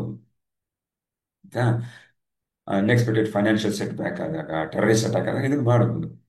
ಮತ್ತೆ ಹೆಚ್ಚು ಮುಖ್ಯವಾಗಿ when there is a conflict, ಇಬ್ಬರ ನಡುವೆ ವೈರುಧ್ಯ ಅಭಿಪ್ರಾಯಗಳು, ಭಿನ್ನಾಭಿಪ್ರಾಯಗಳಿರುತ್ತೆ ಗೊತ್ತಾ, ಅವಾಗ ಇದನ್ನು ಮಾಡಬೇಕು. ಅದು ಮುಖ್ಯವಾಗಿ ಮಾಡಬೇಕು. ಇಬ್ಬರು ವ್ಯಕ್ತಿಗಳ ನಡುವೆ ಅಥವಾ ಗ್ರೂಪ್ ಜೊತೆ, ಡಿಪಾರ್ಟ್ಮೆಂಟ್ ಜೊತೆ ಅದೆಲ್ಲ ನಾವು ಮಾತಾಡಿದೀವಿ ಈಗ. ಮತ್ತೆ ಇದನ್ನ ಮನೇಲಾಗ್ಲಿ ಆಫೀಸಲ್ಲಾಗ್ಲಿ ರೆಗ್ಯುಲರ್ ಆಗಿ ಮಾಡ್ಬೇಕು, ರೆಗ್ಯುಲರ್ ಆಗಿ ಮಾಡ್ಬೇಕು. ಯಾಕೆ deeper level of communication and intimacy, ಆತ್ಮೀಯತೆಯನ್ನು ತರಬೇಕು ಅಂದ್ರೆ ಈ ಎಕ್ಸರ್ಸೈಸ್ ನ ನಾವು ಮಾಡಲೇಬೇಕು. ಹೇಗೆ ಮಾಡೋದು? ಮಾಡಬೇಕು, ಬಟ್ ಹೇಗೆ ಮಾಡೋದು? How to conduct a heart talk. ಹೇಗೆ ಮಾಡ್ತೀರಾ ಅಂತ ಹೇಳಿದ್ರೆ, ಇದರಲ್ಲಿ ಮಿನಿಮಮ್ ಇಬ್ರು ಇರಬೇಕು. ಓಕೆ, ಮತ್ತೆ 10 ಜನಕ್ಕಿಂತ ಜಾಸ್ತಿ ಇರೋದು ಬೇಡ. ಜಾಸ್ತಿ ಜನ ಇದ್ದಷ್ಟು ಜಾಸ್ತಿ ಸಮಯ ತಗೊಳ್ಳುತ್ತೆ ಅಷ್ಟೇ, ತಪ್ಪಂತಿಲ್ಲ. ಈ ಒಂದು ಮೆಥಡಾಲಜಿ ಏನಿದೆ ಹೆಚ್ಚು ಸಮಯನ ತಗೊಂಡ್ಬಿಡುತ್ತೆ. ಮತ್ತೆ ಆ ಸೇಫ್ಟಿ ಫ್ಯಾಕ್ಟರ್ಸ್ ಕೂಡ ಬರುತ್ತೆ. ತುಂಬಾ ಜನ ಬಂದಾಗ ಒಂದು 10 ಜನ ರೌಂಡ್ ಪ್ರತಿಯೊಬ್ಬರಿಗೂ ಮಾತಾಡಕ್ಕೆ ಅವಕಾಶ ಕೊಡಬೇಕು. ಅವರು ತಡ್ಕೊಳಕ್ಕಾಗದೆ ಏನಾದರೂ ಹೇಳೋ ಸಾಧ್ಯತೆಗಳು ಕೂಡ ಇರುತ್ತೆ. ಆದ್ರಿಂದ ಬೇಕು. ಏನ್ ಬೇಕಲ್ಲಿ, ಏನೇನ್ ಮಾಡಬೇಕು ಅಲ್ಲಿ? Greater level of listening to be explain. First ಆ ಗ್ರೂಪ್ಗೆ, ಗುಂಪಿಗೆ, ಅಥವಾ ನಾವೇ ನಮ್ ಗಂಡ ಹೆಂಡತಿ ಕೂತ್ಕೊಂಡು ಮಾತಾಡುವಾಗ, ಮಕ್ಕಳ ಜೊತೆ ಮಾತಾಡುವಾಗ, ಅಣ್ಣ ತಮ್ಮನ ಜೊತೆ ಮಾತಾಡುವಾಗ, ಆಸ್ತಿ ವಿವಾದ ಇರ್ಬೋದು, ಸಂಬಂಧ ಇರ್ಬೋದು, ಎಲ್ಲದಕ್ಕೂ ಇದು ಪ್ರಯತ್ನ ಪಡಬಹುದು. ಓಕೆ, ರೂಲ್ಸ್ ನ ಎಕ್ಸ್ಪ್ಲೈನ್ ಮಾಡ್ಬೇಕು ಅವ್ರಿಗೆ. ಫಸ್ಟ್ ಏನ್ ಮಾಡ್ಬೇಕು, ನಮ್ಗೆ ಪದೇ ಪದೇ ಅನ್ನಿಸ್ತಾ ಇರುತ್ತೆ ಮನಸ್ಸಲ್ಲಿ ಕುಟುಂಬದಲ್ಲಿ ಏನೋ ಸಮಸ್ಯೆ ಇದೆ. ಬಿಸ್ನೆಸ್ ಮಾಡ್ತಾ ಇರ್ತೀನಿ, ಅಣ್ಣ ತಮ್ಮಂದಿರು ಇರುತ್ತೆ, ತಮ್ಮ ಸಪೋರ್ಟ್ ಮಾಡಲ್ಲ, ಅಪ್ಪ ಸಪೋರ್ಟ್ ಮಾಡಲ್ಲ, ಏನೋ ಒಂದು ಗ್ಯಾಪು. ನಾನು ಒಬ್ಬನೇ ಮಾಡಕ್ ಹೋದ್ರೆ ಅಷ್ಟು ಸಕ್ಸಸ್ ಆಗ್ತಾ ಇಲ್ಲ. ಎಲ್ಲರೂ ಸೇರ್ ಮಾಡಿದ್ರೆ ಆಗುತ್ತೆ ನನಗೆ ಗೊತ್ತು, ಬಟ್ ಇವ್ರು ಸಹಕಾರ ಕೊಡ್ತಾ ಇಲ್ಲ. ಯಾಕಂದ್ರೆ ಅವ್ರು ಹೇಳೋ ರೀತಿ ನಾನ್ ಮಾಡ್ತಾ ಇಲ್ಲ, ನಾನು ಹೇಳೋ ರೀತಿ ಅವ್ರು ಮಾಡ್ತಾ ಇಲ್ಲ. ಹೀಗಾಗಿ ಅವರು ಅವನೇನ್ ಮಾತಾಡ್ಸೋದು, ಅವನೇನ್ ಕೇಳೋದು ಅಂತ ಅವರೇ ಸಪ್ರೇಟ್ ಆಗಿ ಮಾಡೋ ಸಾಧ್ಯತೆ ಇರುತ್ತೆ. ಮನೆಯಲ್ಲೂ ಸಂಬಂಧಗಳಲ್ಲೂ ಅಷ್ಟೇ, ಮಾತಾಡೋದು ನಿಲ್ಲಿಸ್ಬಿಟ್ಟಿರ್ತೀವಿ. ಕೆಲವೊಮ್ಮೆ ಮಾತಾಡಿದ್ರು ಅಷ್ಟಕ್ಕಷ್ಟೇ, ಮನಸ್ಸಿನೊಳಗೆ ಅಸಮಾಧಾನ, ಅಶಾಂತಿ. ಯಾ ಹೀಗಾದಾಗ ನಾವು ಯಾದಂತ ಉತ್ಪಾದನಾ ಮಟ್ಟವನ್ನು ಹೇಗೆ ತೆಗೆದುಕೊಂಡು ಹೋಗೋದು? ಪ್ರೊಡಕ್ಟಿವಿಟಿ ಹೇಗೆ ಆಗುತ್ತೆ? ಆ ಸಂಬಂಧಕ್ಕೆ ಅರ್ಥ ಹೇಗೆ ಬರುತ್ತೆ? ಓನ್ಲಿ ಫಾರ್ ದಿ ನೇಮ್ಸೇ, ನಾಮಕಾವಸ್ಥೆಗೆ ನಾವು ಸಂಬಂಧ ಮಾಡಂತಾಗುತ್ತೆ. ಅವಾಗ ನಮ್ಗೆ ಹೆಚ್ಚು ಅಪಾರ್ಚುನಿಟಿಗಳನ್ನ ನಾವು ಎಕ್ಸ್ಪ್ಲೋರ್ ಮಾಡ್ಲಿಕ್ಕೆ ಸಾಧ್ಯ ಆಗಲ್ಲ. ಯಾಕಂದ್ರೆ ನಮ್ಮ ಫೋಕಸ್ ಎಲ್ಲ ಸಂಬಂಧ ಸರಿ ಇಲ್ಲ ಅಂದಾಗ ಹೊಸ ಐಡಿಯಾಸ್ ಬರಲ್ಲ, ಹೊಸ ಧೈರ್ಯ ಬರಲ್ಲ, ಹೊಸ ಆತ್ಮವಿಶ್ವಾಸ ಬರಲ್ಲ, ಹೊಸದಾಗಿ ನಾವೇನು ಪ್ರಯತ್ನ ಮಾಡಲ್ಲ. ಯಾಕಂದ್ರೆ ಬೇಸಿಕ್ ಸಂಬಂಧನೇ ಸರಿ ಇಲ್ಲ. ನನಗೆ ಸಹಕಾರ ಇಲ್ಲ, ಮನೆಯಲ್ಲಿ ಸಪೋರ್ಟ್ ಇಲ್ಲ, ಇವತ್ತಿಗೆ ವಿಶ್ವಾಸ ಇಲ್ಲ, ನನ್ನ ಮೇಲೆ ನಂಬಿಕೆ ಇಲ್ಲ, ಈ ತರ ಗ್ಯಾಪ್ ಇರುತ್ತೆ. ಸೊ ಸ್ನೇಹಿತರೆ, ಹಾಗಾಗಿ ಇದನ್ನ ನಾವು ಈ ಟೆಕ್ನಿಕ್ ನ ಫಾಲೋ ಮಾಡಿ ಅದನ್ನ ಬಗೆಹರಿಸ್ಕೋಬಹುದು ಅಂತಾರೆ ಜಾಕ್ ಕ್ಯಾನ್ಫೀಲ್ಡ್ ಅವರು. ಏನ್ ಮಾಡ್ಬೇಕು? ಫಸ್ಟ್ ಏನ್ ಮಾಡ್ಬೇಕು, ಎಲ್ಲಾರು ಎಲ್ಲಾರು 8 ಸೂತ್ರಗಳನ್ನ ಅನುಮತಿಸ್ಬೇಕು. ಒಂದು, ನಿಜ ಹೇಳ್ಬೇಕು. ನಿಮ್ಗೆ ಏನ್ ಹೇಳ್ಬೇಕು ಅಂದ್ರೆ ನಿಜ ಹೇಳ್ಬೇಕು. ಏನ್ ಅನ್ನಿಸ್ತಾ ಇದೆ, ಏನ್ ನಿಮ್ಗೆ ಯೋಚನೆ ಬರ್ತಾ ಇದೆ, ನಿಮ್ಗೆ ಏನ್ ಹೇಳ್ಬೇಕು ಅನಿಸ್ತಿದೆ, ಏನ್ ಮಾಡ್ತಾ ಇರ್ಬೇಕು, ಮಾಡ್ಬೇಕು ಅನಿಸ್ತದೆ, ಮುಕ್ತವಾಗಿ ಹೇಳ್ಕೋಬೇಕು. ಎರಡನೇದು, ಪ್ರೆಸೆಂಟ್ ಅಲ್ಲಿ ಇರಬೇಕು. ಪ್ರತಿಯೊಬ್ರು, ಎಲ್ಲಾರು ಒಬ್ರು ಮಾತಾಡ್ತಾರೆ, 4 ಜನ ಕೇಳಬೇಕು. ಅಲ್ಲಿ ಇಲ್ಲಿ ಯೋಚನೆ ಮಾಡೋದು, ಮೊಬೈಲ್ ನೋಡೋದು ಮಾಡಬಾರ್ದು, ಅಟೆಂಟಿವ್ ಆಗಿರ್ಬೇಕು. ಯಾಕಂದ್ರೆ ಅದೇ ಈಗ ನಾವು ಆ ವ್ಯಕ್ತಿಯನ್ನ ಒಂದು ಎಂಪಥೆಟಿಕ್ ಆಗಿ, ಒಂದು ಕಂಪ್ಯಾಷನೆಟ್ ಆಗಿ ನಾವು ನೋಡ್ತಾ ಇದ್ದೀವಿ, ಅನುಕಂಪದಿಂದ. ಓಕೆ, ಆಗ ಆ ವ್ಯಕ್ತಿಗೆ ಹೇಳೋದಕ್ಕೆ ಒಂದು ಮನಸ್ಸಲ್ಲಿರೋ ಭಾವನೆಗಳು ಹಚ್ಕೊಳ್ಳಿಕ್ಕೆ ಒಂದು ಪ್ರೋತ್ಸಾಹ ಸಿಗುತ್ತೆ. ಅವರೆಲ್ಲ ಗಮನ ಕೊಟ್ಟು ಕೇಳ್ತಾ ಇದ್ದಾರೆ ಅಂದಾಗ ಮತ್ತೆ ಅವನ ಆಸೆನೂ ಇರುತ್ತೆ, ನಾನು ಹೇಳೋದು ನನ್ನ ಸಮಸ್ಯೆ ಬಗೆಹರಿಯುತ್ತೆ ಅಂತ. ಆದ್ರಿಂದ ಅಟೆಂಟಿವ್ ಆಗಿ ಕೇಳಬೇಕು. ಮತ್ತೆ ಜಡ್ಜ್ ಮಾಡಬಾರ್ದು, ಅದ್ ಮಧ್ಯ ನಿಲ್ಲಿಸ್ಲೂಬಾರ್ದು. ಅವನೇನೋ ಹೇಳ್ತಾ ಇದ್ದಾಗ ಇವ್ ತಪ್ಪು ಹೇಳ್ತಾ ಇದ್ದಾನೆ, ಇದು ಹಂಗಲ್ಲ ಹಿಂಗೆ ಅಂತ ಅನ್ಸಕ್ ಶುರು ಆಗುತ್ತೆ. ಬಟ್ ತಿಳ್ಕೊಬೇಕು, ಯಾಕೆ ನಮಗೂ ಅವಕಾಶ ಇದೆ ಈ ಒಂದು ಗೇಮಲ್ಲಿ. ಆದ್ರಿಂದ ಹೋಲ್ಡ್ ಮಾಡಬೇಕು, ಹಿಡಿದಿಟ್ಕೋಬೇಕು ಪೇಷನ್ಸ್ನ. ಓಕೆ ಹೇಳ್ತೇನೆ, ಹೇಳಿದೆ, ಜಡ್ಜ್ ಮಾಡಬಾರ್ದು, ತೀರ್ಮಾನಗಳು ತಗೋಬಾರ್ದು. ಮತ್ತೆ ಅಗ್ರಿ ಟು ಕೀಪ್ ಕಾನ್ಫಿಡೆನ್ಶಿಯಾಲಿಟಿ. ನಾವು ಮುಂಚೆ ಏನ್ ಮಾಡಬೇಕು, ರಹಸ್ಯವನ್ನ ನಮ್ಮಿಬ್ಬರ ನಡುವೆ, ನಮ್ಮ 4 ಜನ ನಡುವೆ, 8 ಜನರ ನಡುವೆನೇ ಇರಬೇಕು. ಮತ್ತೆ ಆ ಹಾರ್ಟ್ ಸರ್ಕಲ್ ಅಂತ ಏನ್ ಫಾರ್ಮ್ ಮಾಡಿರ್ತೀವಿ, ಹೃದಯ ವರ್ತುಲ, ಅದ್ರ ಒಳಗೆ ಇರುತ್ತೆ. ಅವತ್ತೇನೇ ಡಿಸ್ಕಸ್ ಮಾಡಿದ್ರು, ಯಾವುದೇ ಟಾಪಿಕ್ ಡಿಸ್ಕಸ್ ಮಾಡಿದ್ರು ಅಲ್ಲೇ ಇರುತ್ತೆ, ಹೊರಗಡೆ ಹೋಗಲ್ಲ ಅಂತ ಅಗ್ರಿಮೆಂಟ್ ಇರುತ್ತೆ. ಮತ್ತೆ agree to take responsibility for your feelings. ನಿನ್ನ ಫೀಲಿಂಗ್, ನಿನ್ನ ಭಾವನೆಗಳ ರೆಸ್ಪಾನ್ಸಿಬಿಲಿಟಿ ನಾನ್ ತಗೋತೀನಿ ಅಂತ ಮೊದಲೇ ಹೇಳ್ಬೇಕು. ಇದೆಲ್ಲ ಮೊದಲೇ ಹೇಳ್ಕೊಂಡು ಕಂಡೀಷನ್ಸ್ ನ ಹಾಕೋಬೇಕು. ಅವಾಗಲೇ ಇನ್ನೊಬ್ಬ ವ್ಯಕ್ತಿಗೆ ಅದ್ರಲ್ಲಿ ಭಾಗವಹಿಸೋದಕ್ಕೆ ಮನ್ಸಾಗೋದು, ಮತ್ತೆ ಮುಕ್ತವಾಗಿ ತನ್ನ ಸಮಸ್ಯೆಗಳನ್ನ ಹೇಳ್ಕೊಳಕ್ ಆಗುವಂಥದ್ದು, ಹಿಂಜರಿಕೆ ಇಲ್ಲದೆ, ಅಲ್ವಾ? ಮತ್ತೆ ಬೇರೆಯವ್ರನ್ನ ಬ್ಲೇಮ್ ಮಾಡೋದು, ದೂಷಣೆ ಮಾಡೋದು, ಅಥವಾ ಅವಮಾನ ಮಾಡೋದು, ಇನ್ಸಲ್ಟ್ ಮಾಡೋದು ಮಾಡಬಾರ್ದು. ಆ ವ್ಯಕ್ತಿನೂ ತಪ್ಪು ಮಾಡಿರ್ಬೋದು, ಆ ವ್ಯಕ್ತಿ ಗೊತ್ತಿಲ್ಲದೆ ಮಾಡಿರ್ಬೋದು, ಗೊತ್ತಿದ್ದೋ ಮಾಡಿರ್ಬೋದು, ಎಲ್ಲ ಓಕೆ. ದೂಷಣೆ ಮಾಡಬಾರ್ದು. ನಾವು ಹೇಳುವಾಗ್ಲೂ ಅಷ್ಟೇ, ಏನಂತ, communicate with respect and compassion. ಇವಾಗ ಅತ್ತೆ ಸೊಸೆ ಫಾರ್ ಎಕ್ಸಾಂಪಲ್ ತಗೊಂಡ್ರೆ, ನೀವು ನನಗೆ ಅಡಿಗೆ ಮನೆಯಲ್ಲಿ ಇದನ್ನೇನೋ ಮಾಡಕ್ ಬಿಡ್ಲಿಲ್ಲ, ಅಥವಾ ನಾನು ಮಾಡ್ತಾ ಇದ್ರೆ ಬಂದು ನೀವೇನೋ ಅದಕ್ಕೊಂದು ಹಾಕಿದ್ರಿ ಅಂತ ಎಕ್ಸಾಂಪಲ್ ಕೊಡ್ತಾ ಇದ್ವಿ ಅಂತೇನೋ ಇದ್ದರೆ ಫಾರ್ ಎಕ್ಸಾಂಪಲ್, ನೀವು ಅಂತ ಹೇಳ್ಬಾರ್ದು, ನನಗೆ ಆ ಘಟನೆಯಿಂದ ನೋವಾಯ್ತು, ಏನೋ ನನಗೆ ಬೈದ್ರಿ, ಒಣಗ್ಕೊಂಡು ಹೋದ್ರಿ, ಒಂದೇನೋ ಬೇಡದೇನಂತ ಪದಪ್ರಯೋಗ ಮಾಡಿದ್ರಿ, ನನಗೆ ಅವಮಾನ ಆಯ್ತು, ಬೇರೆಯವ್ರ ಮುಂದೆ, ನನಗೆ ಮನೆಗೆ ಬಂದಿರೋರ್ ಮುಂದೆ ಏನೋ ಹೇಳಿಬಿಟ್ರಿ, ವಾಟ್ ಎವರ್ ಅಲ್ವಾ? ಗಂಡ ನನಗೆ ಭಾವನೆಗೆ ನನ್ನ ಬೆಲೆ ಕೊಡ್ಲಿಲ್ಲ, ಕಚೇರಿಯಲ್ಲಿ ನನ್ನ ಮಾತಿಗೆ ಆದರ ನೀಡಲಿಲ್ಲ, ನೆಗ್ಲೆಕ್ಟ್ ಮಾಡಿದ್ರು, ಏನೋ whatever it is, we have to say ಅದನ್ನ, ನನಗೆ ನೋವಾಯ್ತು ಆ ಘಟನೆಯಿಂದ ಅಂತ ಹೇಳ್ಬೇಕು. ಘಟನೆಯ ಮೇಲೆ ಫೋಕಸ್ ಮಾಡ್ಬೇಕು ವಿನಃ ನೀನ್ ಹಂಗ್ ಮಾಡ್ದೆ ಹೇಳ್ಬಾರ್ದು. ಅಲ್ಲಿ ಕೂತಿರ್ತಾರೆ, ನಿನ್ನಿಂದ ಹಂಗಾಯ್ತು ಅಂತ. ಈ ಘಟನೆ, ಹಾ, ಅಲ್ಲಿಂದ ನಾನು ಕಿಚನ್ ಅಲ್ಲಿ ಏನೋ ಮಾಡ್ತಾ ಇರುವಾಗ ನನಗೆ ಅಡಚಣೆ ಆಗಿದೆ, ನನ್ನ ಮನಸ್ಸಿಗೆ ನೋವಾಯ್ತು, ಯಾರೋ ವ್ಯಕ್ತಿಗಳ ಮುಂದೆ ನನಗೆ ಈ ಮಾತನ್ನ ಕೇಳಿದ್ರೆ ನನ್ಗೆ ನೋವಾಗತ್ತೆ. ತುಂಬಾ ಸೂಕ್ಷ್ಮ ಹೇಳ್ತಾ ಇದ್ದೀವಿ, ಹೇಳ್ದೆ ಅಂತೂ ಇಲ್ಲ. ಯಾಕೆ ಹೇಳ್ತಾ ಇದೀವಿ ಈ ರೀತಿ ಅಂದ್ರೆ, ಆ ವ್ಯಕ್ತಿಯಗೂ ದೋಷಪೂರಿತವಾದಂಥ ವ್ಯಕ್ತಿತ್ವ ಇರ್ಬೋದಲ್ವಾ, ಅವನಿಗೂ ಗೊತ್ತಿಲ್ವಾ ಅಲ್ವಾ, ನಮ್ಗೆ ನೋವಾಗ್ತಿದೆ, ನಾವು ಮಾಡೋ ಯಾವ್ದೋ ಒಂದು ವಿಚಾರ ಅವ್ರಿಗೆ ಕೂಡ ನೋವಾಗ್ತಾ ಇರ್ಬೋದು, ಗೊತ್ತಿಲ್ಲ ನಮ್ಗೆ. ಹಾಗಾಗಿ ನಾವೇನ್ ಮಾಡೋದು, ಘಟನೆಯ ಮೇಲೆ ಫೋಕಸ್ ಮಾಡ್ಬೇಕು, ಸಮಸ್ಯೆ ಮೇಲೆ ಫೋಕಸ್ ಮಾಡ್ಬೇಕು, ಪ್ರಾಬ್ಲಮ್ ಮೇಲೆ ಫೋಕಸ್ ಮಾಡ್ಬೇಕು ವಿನಃ ವ್ಯಕ್ತಿ ಮೇಲೆ ಮಾಡೋದು. ಅವಾಗ ನಮ್ಗೆ ಎಮೋಷನ್ಸ್ ಬರಲ್ಲ, ಅಷ್ಟು ಸಮಸ್ಯೆನ ಹೆಂಗ್ ಪರಿಹಾರ ಮಾಡೋದು ಅಂತ ಬರ್ತದೆ. ಅಫ್ಕೋರ್ಸ್ ಆ ವ್ಯಕ್ತಿನೇ ಕಾರಣಕರ್ತನಾಗಿರ್ಬೋದು, ಬಟ್ ಸೊಲ್ಯೂಷನ್ ದೃಷ್ಟಿಯಿಂದ ನಮ್ಗೆ ಅಲ್ಲಿ ಫೋಕಸ್ ಮಾಡಬೇಕು. ಹೇಳುವಾಗ ಗೌರವದಿಂದ, ಕಂಪ್ಯಾಷನ್ ಇಂದ ಹೇಳ್ಬೇಕು. ಇದು ರೂಲ್ಸ್, ಈ ರೂಲ್ಸ್ ಫಾಲೋ ಮಾಡಿ ಅನ್ನೋದು ವರ್ಕ್ ಆಗಲ್ಲ ಸ್ನೇಹಿತರೆ. ಇದೆಲ್ಲ ಮೊದಲೇ ಹೇಳ್ಬೇಕು, ಈ ತರ ಮಾಡ್ಬೇಕು, ಈ ತರ ಮಾಡ್ಬೇಕು, ಅವರ ಒಪ್ಪಿಗೆ ತಗೊಂಡು ಇದನ್ನ ಮಾಡ್ಬೇಕು. ಇಲ್ಲಾಂದ್ರೆ ಏನಾಗುತ್ತೆ, ಮತ್ತೆ ಅದೇ ಕತೆ.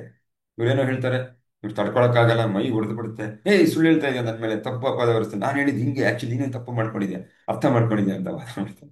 ಮುಗೀತಲ್ಲಿಗೆ ತಿರ್ಗಿ ಎಲ್ಲೆಲ್ಲೋ ಹೋಗ್ಬಿಡ್ತೀವಿ. ಆದ್ರಿಂದ ಈ ಅಗ್ರಿಮೆಂಟ್ಗಳನ್ನ ನಾವು ಪ್ರತಿಯೊಬ್ಬರು ಒಪ್ಕೊಂಡು ಶುರು ಮಾಡಬೇಕು.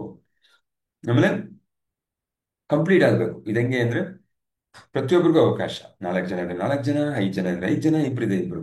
ಹಾಗಾಗಿ ಅವ್ರ ಕೈಯಲ್ಲಿ ಒಂದು ವಸ್ತುನ ಕೊಡ್ತಾರೆ, ಆ ವಸ್ತುನ ಕೈಲಿ ಇಟ್ಕೊಂತ, ಅದೇನಾದ್ರು ಇರ್ಬೋದು, ಒಂದು ಬಾಲ್ ಇರ್ಬೋದು, ಯಾವ್ದಾದ್ರು ಒಂದಷ್ಟು ಸೂಚ್ಯಂಕವಾಗಿ. ಯಾಕಂದ್ರೆ ಆ ವಸ್ತು ಇರೋ ಗಂಟ ಬೇರೆ ಯಾರು ಮಾತಾಡ್ಬಾರ್ದು, ಒಬ್ರ ಕೈಯಲ್ಲಿ ಯಾರಿರುತ್ತೆ ಅವ್ರು ಮಾತ್ರ ಮಾತಾಡ್ತಾ ಇರ್ಬೋದು. ಓಕೆ, ಸೊ ಹಾಗಾಗಿ ಅವರು ಮುಗಿಸೋ ಗಂಟ ಬೇರೆಯವರು ಮಾತಾಡೋಗಿಲ್ಲ. ಟೆನಿ ಕಾಸ್ಟ್ ಫುಲ್ಲು ಹೃದಯದಲ್ಲಿರೋದೆಲ್ಲ ಹೇಳ್ಕೋಬೇಕು.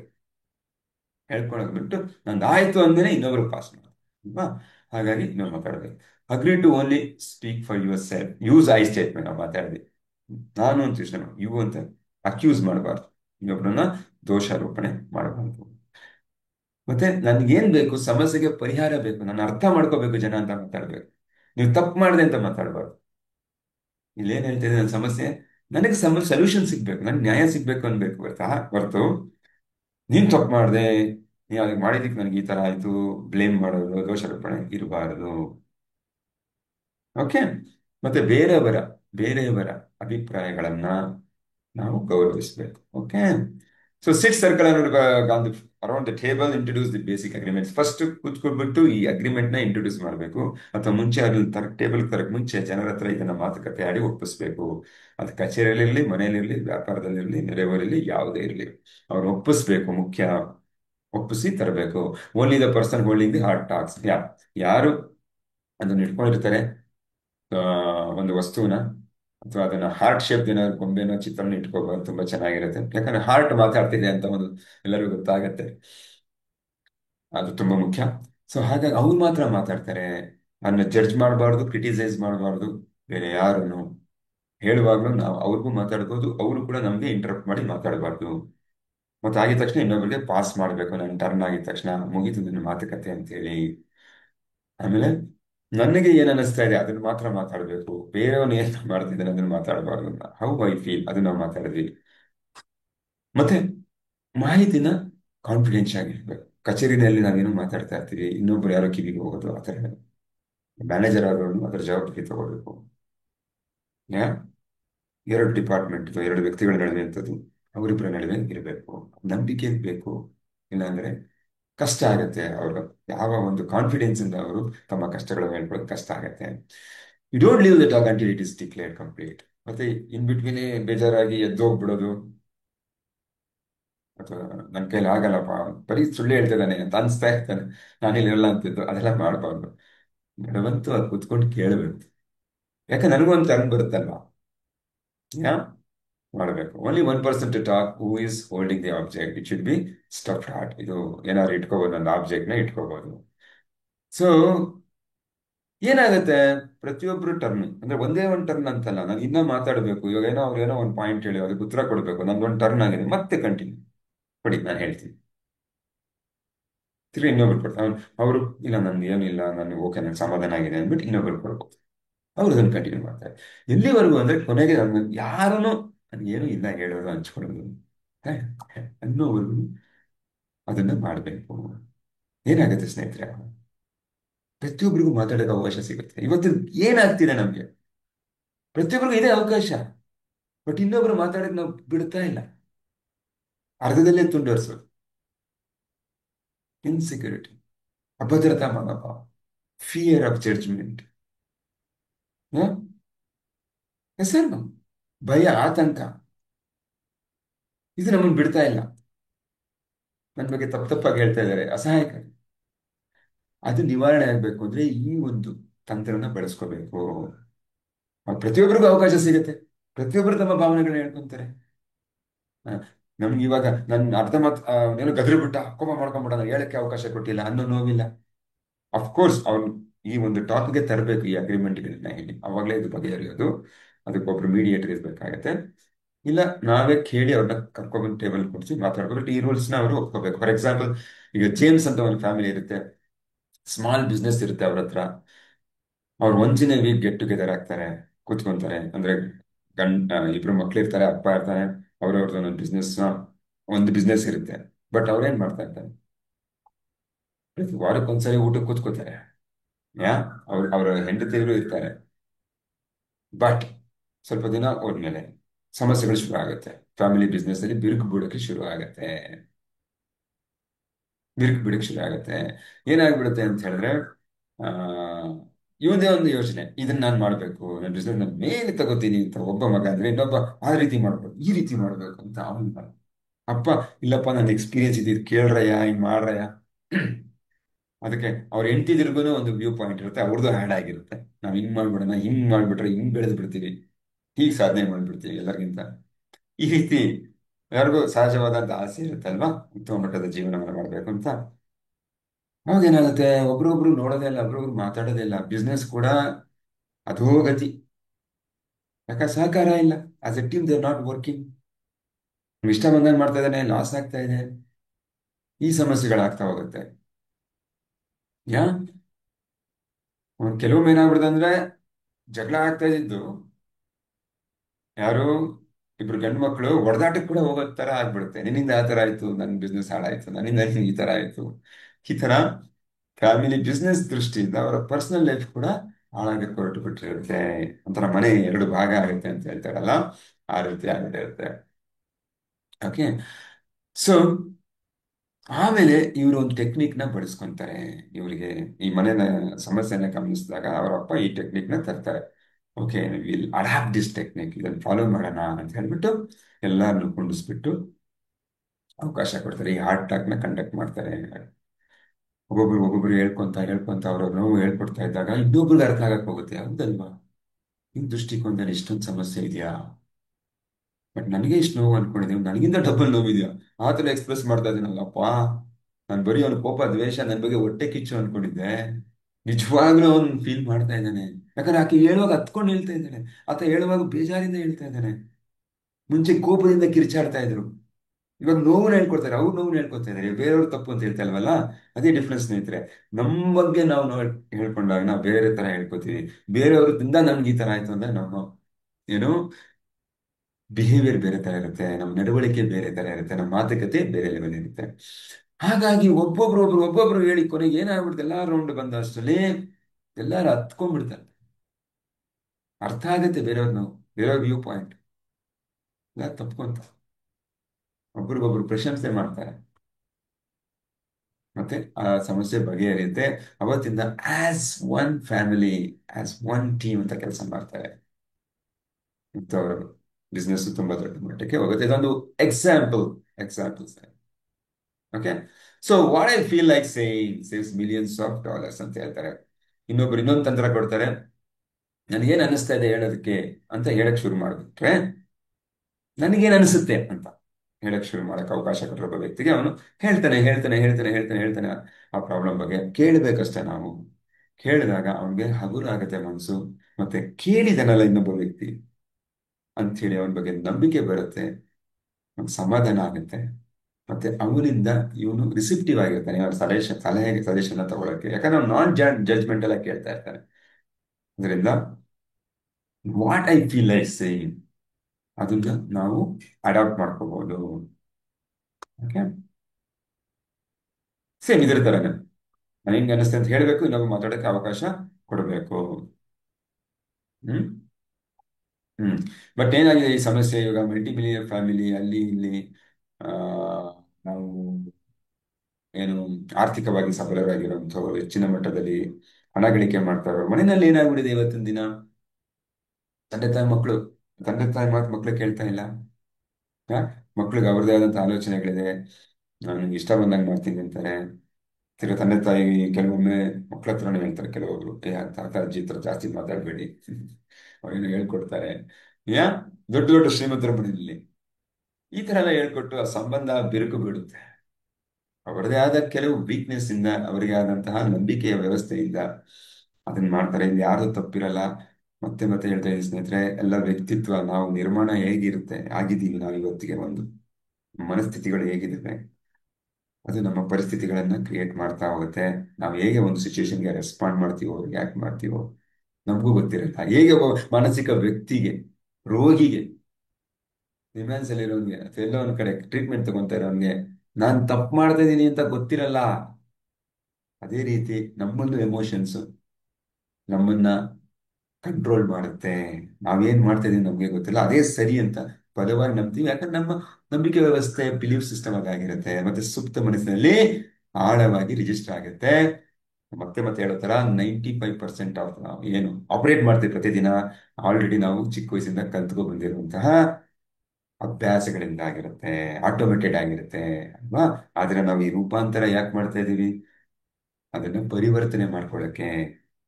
ಒಬ್ಬ ಸಕ್ಸಸ್ಫುಲ್ ವ್ಯಕ್ತಿ ಯಾವ ರೀತಿ ತನ್ನ ಮನ ಪರಿವರ್ತನೆನ ಮಾಡಿಕೊಂಡು, ತನ್ನ ನೆಗೆಟಿವ್ ಎಮೋಷನ್ಸ್ನೆಲ್ಲ ಪಾಸಿಟಿವ್ ಎಮೋಷನ್ಸ್ ಆಗಿ ಕನ್ವರ್ಟ್ ಮಾಡಿಕೊಂಡು, ಬೇರೆ ದೃಷ್ಟಿಕೋನ ನೋಡೋದನ್ನ ಕಲೆಯನ್ನ ಕಲ್ತ್ಕೊಂಡು, ತನ್ನ ಆತಂಕ ಚಿಂತೆ ಭಯನ ನಿವಾರಣೆ ಮಾಡಿಕೊಂಡು ತನ್ನ ಗುರಿ ಕಡೆ ಫೋಕಸ್ ಮಾಡ್ತಾನಲ್ಲ, ಹೆಚ್ಚು ಸಮಯ ಆಗ್ತಾನಲ್ಲ, ಅವಾಗ ತಾನೇ ಅವ್ರಿಗೆ ಫಲಿತಾಂಶ ಸಿಗೋದು. ಹೆಚ್ಚು ಆಕ್ಷನ್ ಆ ಕಡೆ ಮಾಡಿದ್ರೆ, ಬರೀ ಯೋಚನೆ ಮಾಡ್ಕೊಂಡು ಅವ್ರ ಇದ್ರ ಬಗ್ಗೆ ನನಗೆ ನೋವಾಯ್ತು ಚಿಂತೆ ಆಯ್ತು ಅನ್ನೋದಕ್ಕಿಂತ, ಅದು ನಮ್ಮ ಅಪರಿಮಿತಗಳನ್ನ ಒಂದು ದೊಡ್ಡ ವಿಷನ್ ಆಗಿದೆ, ಒಂದು ಗುರಿ ಆಗಿರುತ್ತೆ, ಧ್ಯೇಯ ಆಗಿರುತ್ತೆ.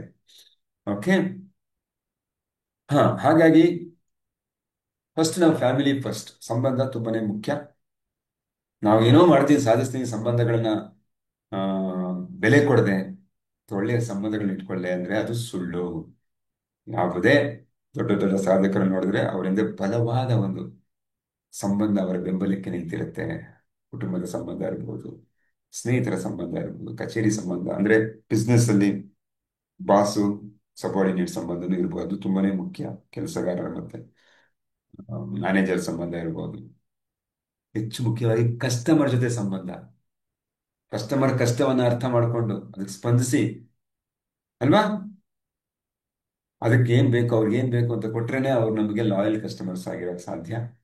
ಅದರಿಂದ ನಮಗೆ ಏನು ರೆವಿನ್ಯೂ ಗಳಿಸಕ್ಕೆ, ಪ್ರಾಫಿಟ್ ಗಳಿಸಕ್ಕೆ ಸಾಧ್ಯ. ಹಾಗೆ ಪ್ರತಿಯೊಂದು ಹಣದ ಆಂಗಲಲ್ಲಿ ನೋಡ್ಬೇಕಾಗಿಲ್ಲ, ನಾನ್ ಮಾನಿಟರಿ ಬೆನಿಫಿಟ್ಸ್ ಕೂಡ ಇರುತ್ತೆ. ಒಳ್ಳೆ ಅಭಿಪ್ರಾಯವನ್ನು ಹೊಂದಿದ್ರೆ ನಮ್ಮ ಬಗ್ಗೆ ಯಾರಾದರೂ ಯಾವುದೇ ಕ್ಷಣದಲ್ಲೂ ಯಾವುದೇ ಒಂದು ಸಂದರ್ಭದಲ್ಲೂ ನಮಗೆ ಅವರು ಸಹಾಯ ಮಾಡ್ತಾರೆ, ಸಹಕಾರ ಕೊಡ್ತಾರೆ. ಮುಖ್ಯವಾಗಿ ಅಪೋಸ್ ಮಾಡಲ್ಲ, ಅದು ತುಂಬಾ ಮುಖ್ಯ ನಮಗೆ.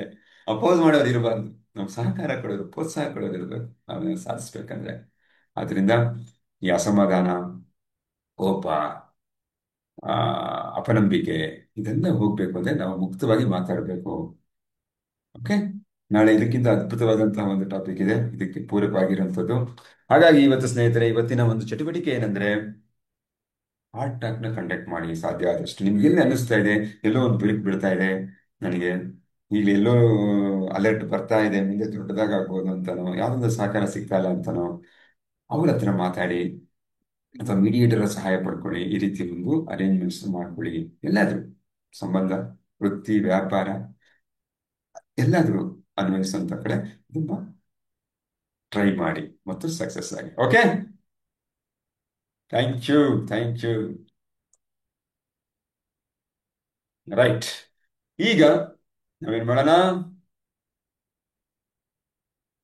ಏನ್ ಮಾಡೋಣ, ನೆಕ್ಸ್ಟ್ ಚಿಯರ್ ಯೋಧರ ಘೋಷಣೆ ಮಾಡಬೇಕು. ಅದಕ್ಕೆ ಮುನ್ನ ಒಂದು ಫೋಟೋ, ನಮ್ಮ ಸಮುದಾಯದ ಒಂದು ಫೋಟೋ. ಬನ್ನಿ ಎಲ್ಲರೂ ಕ್ಯಾಮ್ರಾ ಮುಂದೆ, ಕ್ಯಾಮ್ರಾ ಮುಂದೆ ಬನ್ನಿ. ಮತ್ತೆ ಎಲ್ಲ ಸ್ನೇಹಿತರು ಇವೆಲ್ಲ ಚಟುವಟಿಕೆ ಮಾಡ್ತಾ ಇದ್ದೀರಾ ಅಂತ ಭಾವಿಸ್ತಿದ್ದೀನಿ. ಮಾಡಬೇಕು, ಸೀರಿಯಸ್ ಆಗಿ ಅದರ ಲಾಭ ಪಡಿಬೇಕು ಅಂತ ಹೇಳಿದ್ರೆ ದಯವಿಟ್ಟು ಮಾಡಿ. ಮತ್ತೆ ಫೇಸ್ಬುಕ್ ಅಲ್ಲಿ ತುಂಬಾ ಕಡಿಮೆ ಜನ ಅಪ್ಡೇಟ್ ಮಾಡ್ತಾ ಇದ್ದೀರಾ. ದಯವಿಟ್ಟು ಮಾಡಿದೀನಿ ಅಥವಾ ಮಾಡ್ತಾ ಇದ್ದೀನಿ ಅಂತ ಅಂದಾಗ ನಾವು ಕಮಿಟ್ ಆದಂಗೆ ಆಗುತ್ತೆ, ಏನೋ ಒಂದು ವಾಚ್ ಮಾಡ್ದಂಗೆ ಆಗುತ್ತೆ. ನಾವು ಆಕ್ಷನ್ ತಗೋಬೇಕು, ಅಲ್ವಾ? ಕೆಲವೊಬ್ರು ಹೇಳ್ತಾರೆ ಇವತ್ತಿನ ಕ್ಲಾಸ್ ಚೆನ್ನಾಗಿತ್ತು, ಥ್ಯಾಂಕ್ ಯು. ಅದೊಂದು ಆಕ್ಷನ್. ನಾನು ವಾಚ್ ಮಾಡ್ತಾ ಇದ್ದೀನಿ. ಆಕ್ಷನ್ಸ್ ಬೇಕು ನಮಗೆ ಪಾಸಿಟಿವ್ ಆಗಿ. ಗ್ರಾಟಿಟ್ಯೂಡ್ ಅನ್ನೋದು ಒಂದು ಆಕ್ಷನ್. ಅದ್ರ ಬಗ್ಗೆ ಮುಂದೆ ಹೇಳ್ತೀನಿ, ಎಷ್ಟು ಒಂದು ಅದ್ಭುತವಾದಂತಹ ಒಂದು ವಿಚಾರ ಗ್ರಾಟಿಟ್ಯೂಡ್ ನ ಹೊಂದೋದ್ರಿಂದ ನಿಮ್ಗೆ ಎಷ್ಟು ಲಾಭ ಇದೆ ಅಂತ. ಬಟ್ ಅದನ್ನೆಲ್ಲ ಮಾಡಕ್ಕೆ ಈಗ ಪ್ರಯತ್ನ ಮಾಡ್ಕೋಬೇಕು. ಇದೆಲ್ಲ ಅವಕಾಶಗಳು ಅಷ್ಟೇ. Okay, come on camera please. ನಮ್ಮ ಸಿಗ್ನೇಚರ್ ಸ್ಟೆಪ್, ಸ್ಮೈಲ್ ಕೊಡಿ ಮುಖದಲ್ಲಿ. Yeah, ready steady, 1 2 3 go. ಶುರು ಮಾಡೋಣವಾ? ರೆಡಿ, 1 2 3 ಗೋ.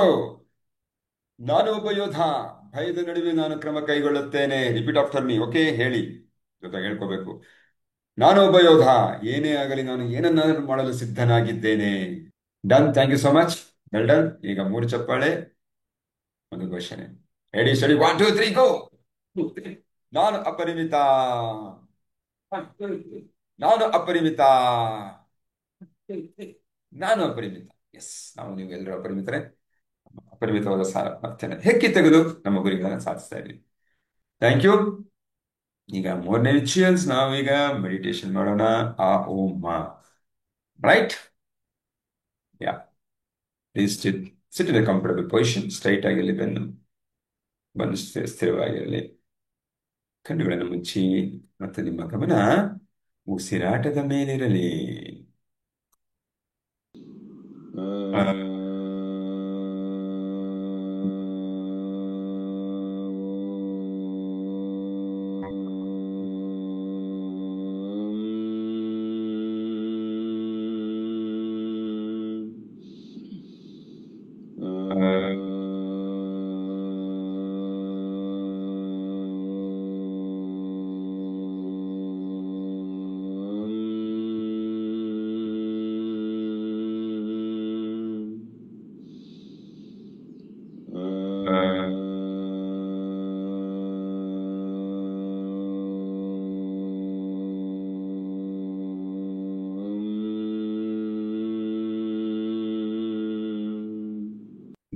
ಈ ಗಾಳಿಯಿಂದ ಬರುವ ಶ್ವಾಸವನ್ನು ಕೈಗಳನ್ನು ಪರಸ್ಪರ ಹಂಚಿಕೊಂಡು ಅದರಿಂದ ಉತ್ಪತ್ತಿಯಾದ ಶಾಖವನ್ನ ಕಣ್ಣು ಗೊತ್ತುಕೊಂಡು ಕಣ್ಣನ್ನು ನಿಧಾನವಾಗಿ ತೆಗಿತಾ ಹಸ್ತವನ್ನು ನೋಡಿ ಜಾಗದಿಂದ ಹೊರಗಡೆ ಬನ್ನಿ.